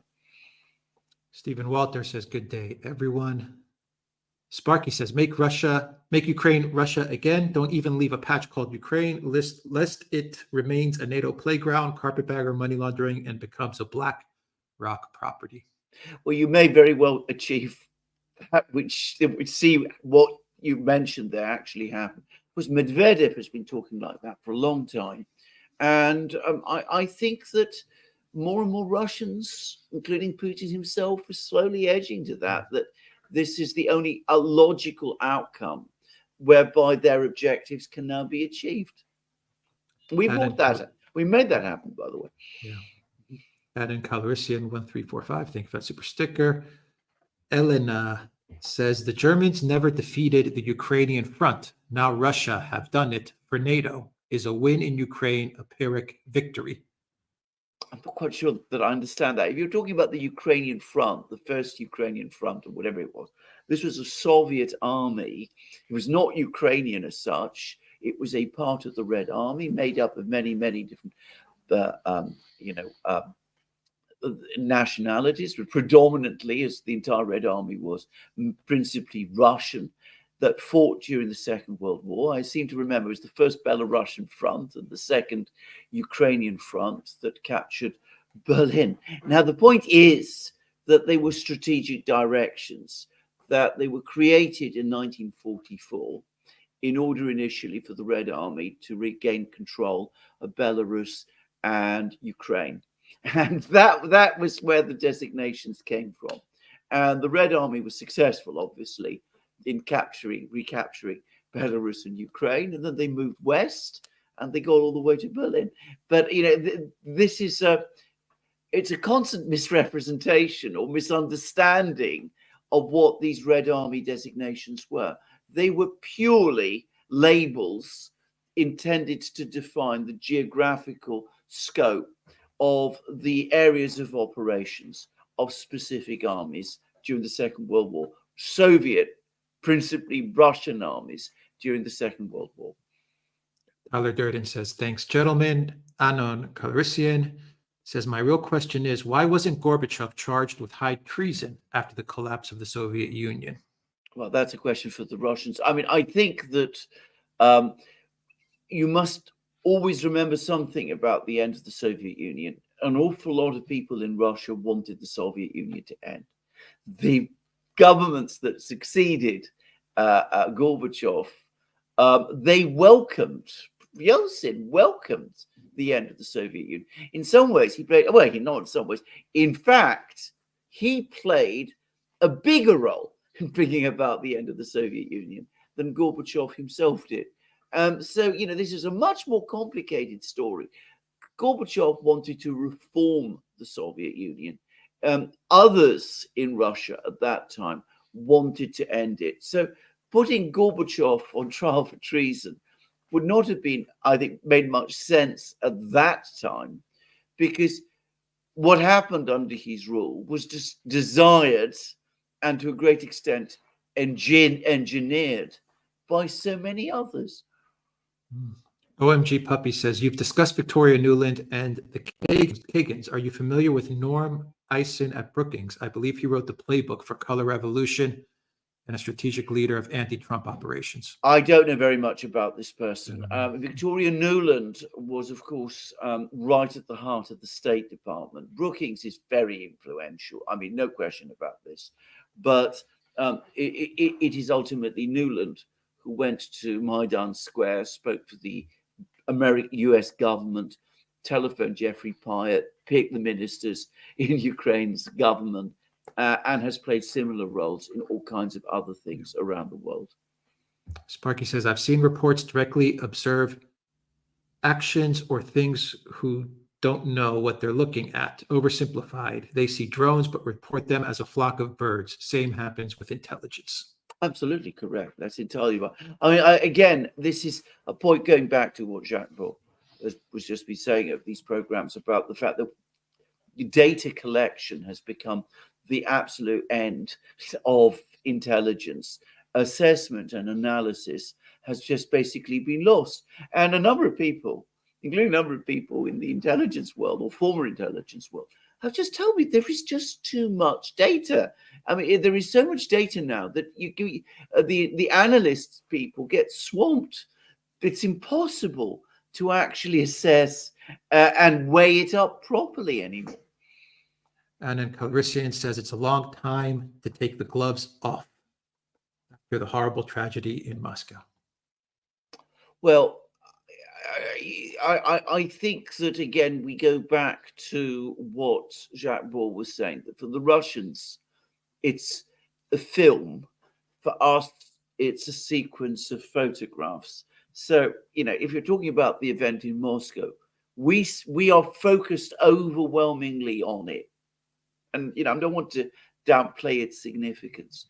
But for the Russians, it's a massive, enormously important event, but it's not going to interfere with their pursuit of victory in the achievement of the objectives that they have in Ukraine and in geopolitical terms. And that will shape their responses. Robin R., thank you for that super chat. Lakeva says all the best. Anna Calrissian, thank you for that super sticker. Bahati, thank you for that super chat. John M., welcome to the Duran community. Gleska News says, very interesting guest, explains a lot. Sparky says, this brings to mind an American saying, do something even if it's wrong. Zisi Karayanis, thank you for that super sticker. Anna Calrissian says, Russia must win, period. Jamila Asfu says, thank you guys. We need to say no to war, no to NATO. Sanjeva, thank you for that super sticker. Tim Gibson, thank you for that super sticker. Igor, thank you for that super sticker. Elza, thank you for that super sticker. Thomas, welcome to the Duran community. Anon, welcome to the Duran community.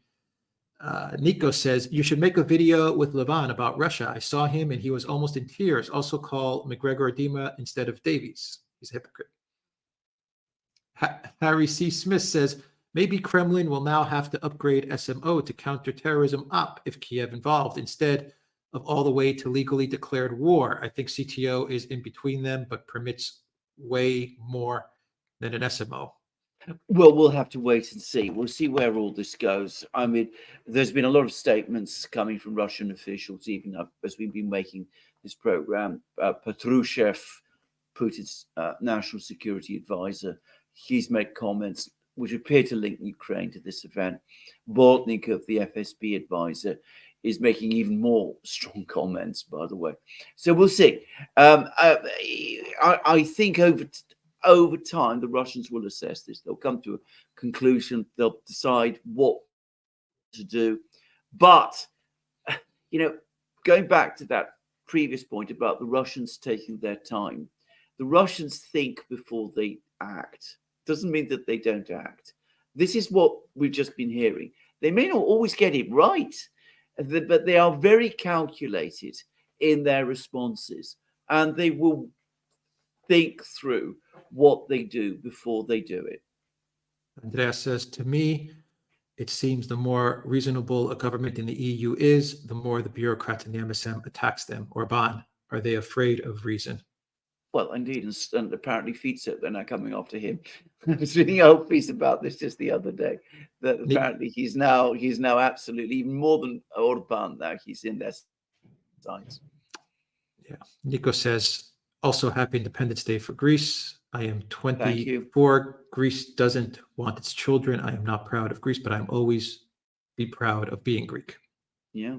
Thank you for that. Twin sister, thank you for that super chat. Z12IT, thank you for that super chat. Brian Levins says, fantastic information. Thanks, guys. Elza says, is there any reasonable explanation for NATO officials giving advice to the Ukrainians based on Germany fighting in 1943-44? Well, I'm not even sure that they're doing that, because had they been giving advice based on what the Germans actually encountered in 1943-44, they would have told the Ukrainians, for heaven's sake, make peace. I don't know what exactly is the advice that they've been giving to Ukraine. My overall impression of American and European military leaders at the very top level, I got to say, frankly, I have been very disillusioned over the course of the last 2 years. I mean, the counteroffensive was a piece of complete idiocy. The Germans would not have done something as catastrophically crazy as that. I mean, the Germans had some understanding of war. So, I mean, I don't know what advice they're giving them. And I don't know that they're giving advice that's at all thought through or intelligent or whatever. The British are now helping the Ukrainians, so they think, to launch these attacks on ships in the Black Sea. It just looks disorganized, fragmented, chaotic to me, without any real plan behind it. Lorna Dodd, welcome to the Duran community. Peg Derb says, great discussion. Please have Baud back again to talk about the conflict in Palestine. Thanks. Zeshan, thank you for that super sticker. Lorna says, great work. Thanks. 437 THX1138 says, Duran, hungry like the wolf. You do a great service for society. Thank you. Ian Perkins, welcome to the Duran community. 437 THX1138 says, would trade Biden for Putin articulate intelligence and maybe a touch of brutality? He is Russia versus a guy that can barely walk or talk. West is done. Rafiq Adams says, what is the calculation of Russia in deciding whether to annex the rest of Western Ukraine rather than risking coming into NATO's orbit occupation? I simply don't know what the Russians are thinking and working out there. I think that the gradual calculation that the Russians are coming to is that the survival of the Ukrainian state as currently constituted is now becoming it's becoming impossible for them. I mean, there was this statement that was made a few days ago by Peskov, who was Putin's spokesman, in which he said that Russia cannot coexist with a state on its border that plans constantly military attacks on places like Crimea and Donbass. I mean, and this is Putin's spokesman. I actually think that was a more important statement in some way than the one he made about Russia being at war. So you are seeing this evolution in Russian thinking. They need to protect themselves. I think this is motivated by defense and security issues. And they're starting increasingly to come round to the view that people like Sparky have been expressing for a long time, that the very existence of a Ukrainian state, as it exists now, is incompatible with Russian security, that the West will always try to use that state against them, and that within Ukraine itself, there will always be political factions that will be prepared to work with the West against Russia. So I don't know whether the Russians have formulated some longer-term plan about what to do with this territory. We'll have to wait and see. But this is, I think, the view that they're just ever so gradually and steadily coming round to. Lada Moreau says, Balkanization of Russia became EU's policy due to greed for Russia rich natural resources, which the EU doesn't have. Remember, Nazi Germany moved towards the USSR with similar goals to get their hands on resources. Well, can I just say in support of a bit of what you've said, that one of the things that I discovered, this is a long time ago, was the enormous importance for the Europeans of the Third Energy Initiative, which they passed in the early 2000s, and which was supposed to force the Russians to open up their energy industry to European acquisitions. The idea was that European companies would be able to establish themselves in Russia itself. Like Shell works in Nigeria, Shell would be able to work directly in Russia, not working with a Russian partner company, but just directly going there and exploiting Russian oil and gas fields right from the start. So they got Yeltsin to sign the Third Energy Package. And then Putin came along and he said, absolutely not. We're not doing this. We're not ratifying this agreement. Yeltsin signed it. But we're not ratifying it. It's not going to work for us. And that, in my opinion, was the start, the real start of the whole massive deterioration in relations between Europe, the EU, and the West, and the Russians, rather, because they realized that the Russians were reasserting control over their natural resources. Raphael says, U.S. panicked after the shooting and Putin knows it. Yeah. Well, I've said this before. Another very important person has been writing to us, somebody we'll be interviewing very shortly, about methinks they do protest too much, about all of these, furious denials. ISIS, only ISIS, no one else but ISIS. How can they possibly be so sure about that? But they are protesting too much, and it does show nervousness. Yeah. JP Joplin, thank you for that super chat. Gab says, hi, gentlemen. Great show. Thanks for your time. Thank you, Gab. Formerly GEC 812. Eric Hatchett, thank you for that super chat. Zahir, thank you for that super chat. Sparky says, build a better world with bricks. Morton, welcome to the Duran community. Gab, formerly GEC 812, says, since we're at the end of the show, have you seen the video of that tanker that destroyed the Baltimore Bridge a few hours ago using Alexander's engineering knowledge, how hitting a pile collapsed the hull? That was an incredible video. I'm not in any kind of any sort of engineer. Let me make that very clear. I have no understanding or knowledge of engineering. But one shouldn't smile. This is a horrible tragedy at the Baltimore Bridge. People have died. Ships have fallen. Cars rather have fallen into the water.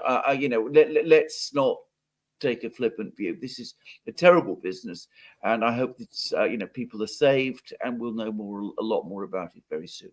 And of course, a tragedy for all those involved. Elena Diaz says the Russians are slow to harness but ride fast. It's been said since the 19th century. It's true. Zariel says happy Independence Day, Greece, and now leave the EU. Agreed. Raphael says the USA, Britain, and Ukraine are behind the terrorist attack in Crocus City Hill. FSB Director Alexander Bortnikov. Yes. Yeah, that was said a few minutes ago, or at least it's been reported a few minutes ago. We need to sit back and analyze what he's saying, but it's all getting very. Patrushev said the same thing. He said exactly. Ukraine. Yeah, exactly. I think we understand where everything is moving. Heading towards. Yeah. Sparky says, make Israel Syria again. In those Ottoman Empire days, Levant Jews got along fine with their neighbors, whether Muslim, Christian, or otherwise. We've got a long way to go before anything like that happens, and maybe it never will. And Sparky says, fun fact: in 1492, the Ottoman Empire sent ships to rescue Jews from the Spanish Inquisition. True, actually. It's absolutely true. That's not everything. Fleet Lord Atvar says Francis Scott Key Bridge collapsed after cargo ship crashed and took out support column. Yeah, as I said, it's a horrible tragedy, and one wants to find out a bit more. And Fleet Lord Atvar says, FYI, guys, Francis Scott Key Bridge in Baltimore, Maryland carries I-695 over the Patapsco River south of Baltimore Harbor. Yeah. I mean, as I said, it's a terrible thing. I'm not going to say more than that, other than that it is a terrible thing. And I do hope that the number of people who've died is not enormous. There's some claims that it is. But of course, even if it's not enormous, it is a tragedy for anyone caught up with that. And one thinks about those people and their families at a moment like that. A few more. Alexander Sparky says, that said, happy Greek independence. In the US, we love Greeks, Greek culture, and Greek philosophy. Thank you, Sparky. Take a pick 1313 says, Victoria Newland is selling her used car cheap, over $60 billion with no reverse gear. Navigation only points east, but loaded with maps of what the world should look like.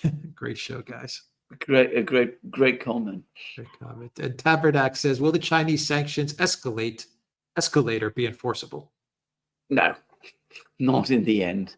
I actually have seen some data about China, the trade between China and the United States. And what is so surprising is that up to this moment in time, it hasn't affected the overall balance of trade very much.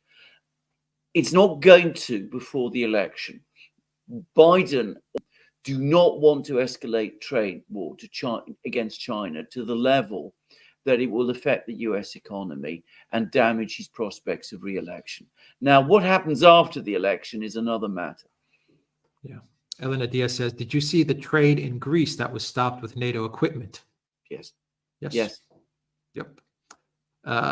Nitswitch says, is it possible that the Russians say it was the IS to make the propaganda shouting it was the IS to go away in regards to the terror attack?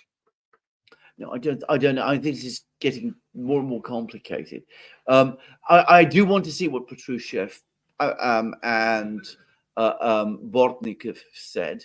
I mean, bear in mind, these are both intelligence people. I mean, Patrushev. Patrushev was just asked by a reporter as he was walking by. Yeah, absolutely. I don't think there was any other comment other than that. No, he didn't. He just said, of course, Ukraine. Yeah. But as I said, you know, but Bortnikov has said a lot more.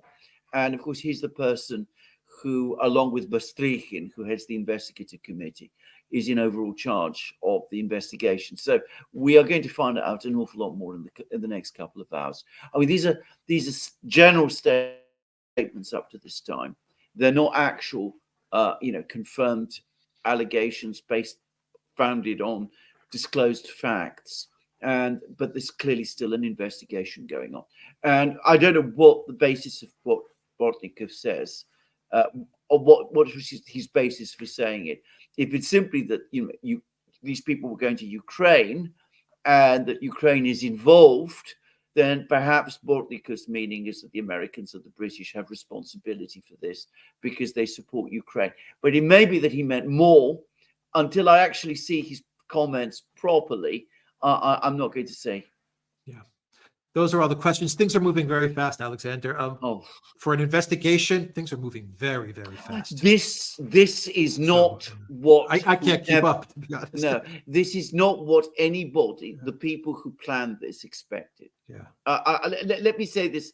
I mean, we had lots of comments, including from some very informed people, but I've never known a situation where an entire group of terrorists, because that's what they were, have been rounded up so fast. I mean, there is some explanation here as to how that happened, but the fact that the Russians caught all of these people and are able to assess and put all the information together is astonishing. And there were apparently arrests in Turkey also last night. I mean, everything is coming together exactly as you said, incredibly fast. Within the next few days, we will have an awful lot more. We will know an awful lot more.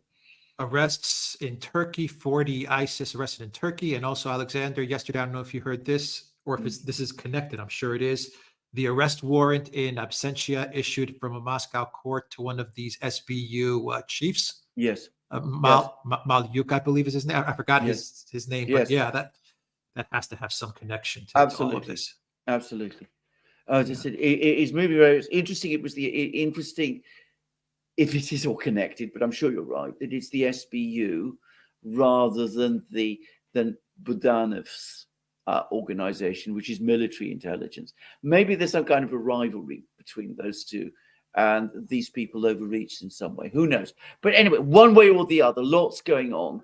And I've never known an investigation of one of these incidents move so fast. And this is something that, as I said, has everybody blindsided in the West. They didn't expect this, and I suspect this is partly what is making them so nervous. What is arrest in absentia? What does that give Russia the right to do? Yeah, well, if he goes, if he's traveling around the world, the Russian SWAT team might come after him. Okay. Sparky says, "Go Yemen, fight the power." Thank you to Jacques Baud for an amazing show. Thank you to everyone that watched us on Rockfin, Odyssey, Rumble, YouTube, theduran.locals.com. Thank you to everyone that sent us questions and to your comments, and thank you to our moderators. Let's see, Peter. Thank you, Peter. Zarael, Gab, formerly known as GEC812, and Reckless Abandon as well. And did I miss anybody in the chat? I don't think so. Any of our moderators? Alexander, any final thoughts as I do one final check? Brilliant program altogether. And as I said, it has an intellectual approach, an intellectual commentary about what the Russians do, which, as I said, I think is unique. If you want to find a complementary book to Jacques Baud's, I would suggest David Glantz's book on the Red Army during the Second World War, When Titans Clash. It seems to me that the two books they complement each other in some ways, but Jacques Baud is the person who has really looked at the academic subject in Russia, which is war. And I want to repeat again, what the West doesn't understand is that when they take on the Russians, they are taking on an adversary who is thinking all the time, whereas the West doesn't. And that is a fundamental difference in the way that the two sides approach matters of war, as we see. I'm sure Annalena is thinking all the time. Oh, of course she is. Yeah. Elza says, once again, Russia was miscalculated. Yeah. And Sparky, one more, says, attack was likely prompted by Nuland. Oops, I just lost it. By Nuland and her Nazi minions after security was too tight to disrupt Russian elections. She told them to wait until things cooled off, then go for it. Yeah, absolutely. I mean, there's an awful lot to say about this affair, which, as I said, is coming out.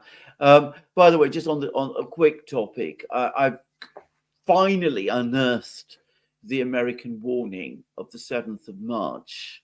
And I was come to the view it is a complete red herring. In fact, it's a piece of misdirection because it refers to an attack happening over the next 48 hours.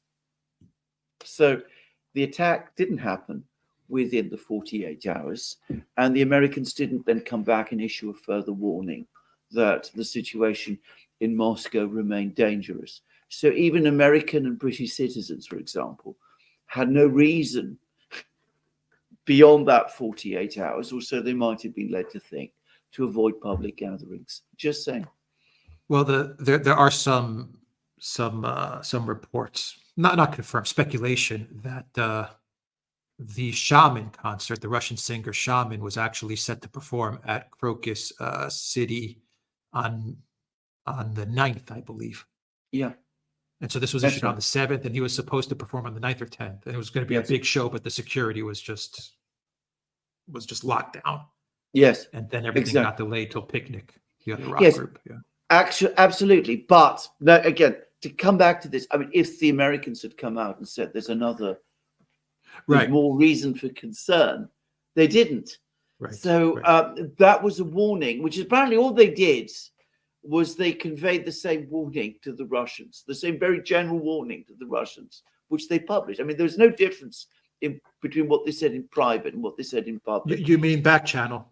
Yeah, there was the back channel to the because Russians. Corinne Jean-Pierre said in a statement yesterday that our guys informed the Russians as well outside of this post.